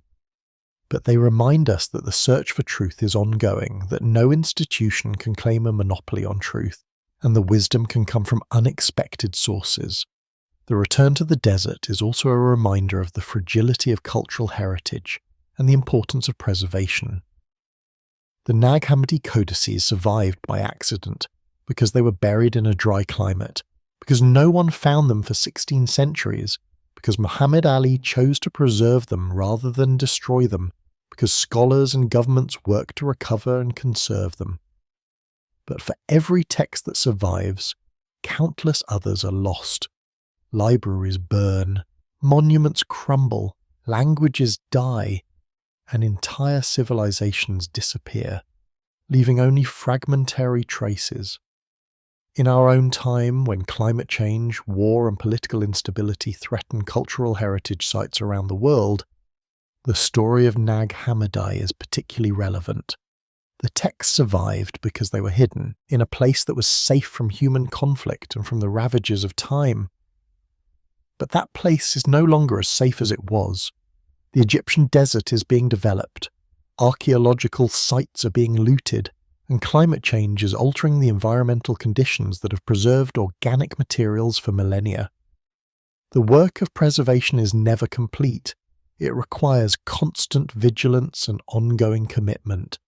The Nag Hammadi codices are now safely housed in the Coptic Museum in Cairo, where they are protected by climate control, security systems, and professional conservators. They have been photographed, digitized, transcribed, and translated, ensuring that even if the physical manuscripts deteriorate, the texts will survive in other forms. But the codices are part of a larger heritage of ancient manuscripts that is at risk, and the resources devoted to preservation are never adequate to the magnitude of the task. The story of the Nag Hammadi codices is ultimately a human story. It is about the monks who wrote and preserved the texts, risking punishment to save knowledge they valued. It is about Muhammad Ali al-Saman, a poor farmer who made an accidental discovery that changed the course of scholarship. It is about the scholars who devoted their careers to studying and publishing the texts, working through political obstacles and academic controversies. It is about the readers around the world who have been moved, challenged, and inspired by the texts. And it is about the future generations who will continue to study, interpret, and be shaped by these ancient voices. Standing at the base of the cliffs of the Jabal al-Tarif, looking out over the desert and the green strip of the Nile Valley beyond, one can imagine the monks who once lived here, seeking God in solitude and silence. One can imagine the moment when they buried the codices, sealing the jar and placing it in the ground, hoping that someday the text would be found and read again. And one can reflect on the long arc of history that connects that moment to our own, an arc that includes persecution and preservation, loss and recovery, silence and speech. The desert wind continues to blow across the sand as it has for millions of years. The cliffs continue to stand, indifferent to human concerns. But the texts that were hidden here have returned to the world, and they continue to speak. They remind us that knowledge can be buried but not destroyed, that diverse voices can be silenced but will eventually be heard, and that the search for truth is a human constant that transcends the particular forms that religions and ideologies take. The story of the lost city of the Gnostics, the hidden library of Nag Hammadi, is not just a story about the past. It is a story about the present and the future, about how we preserve and transmit knowledge, about how we engage with difference and diversity, about how we understand our religious and cultural heritage. It is a story that asks us to reflect on what we value, what we preserve, and what we pass on to future generations. And it is a story that reminds us that the voices of the past, even voices that were condemned and silenced, can still speak to us if we are willing to listen. The codices that lay buried for 16 centuries in the sand of Upper Egypt have found their voice again. The Gnostics, who disappeared from history in the 5th century, have returned to challenge and provoke us. The lost city is lost no more. The secret teachings are secret no longer. And the questions that they raise, about God and the world, about knowledge and power, about authority and freedom, remain as urgent as ever. The desert has kept its secrets and has given them back to us. What we do with them is now our responsibility.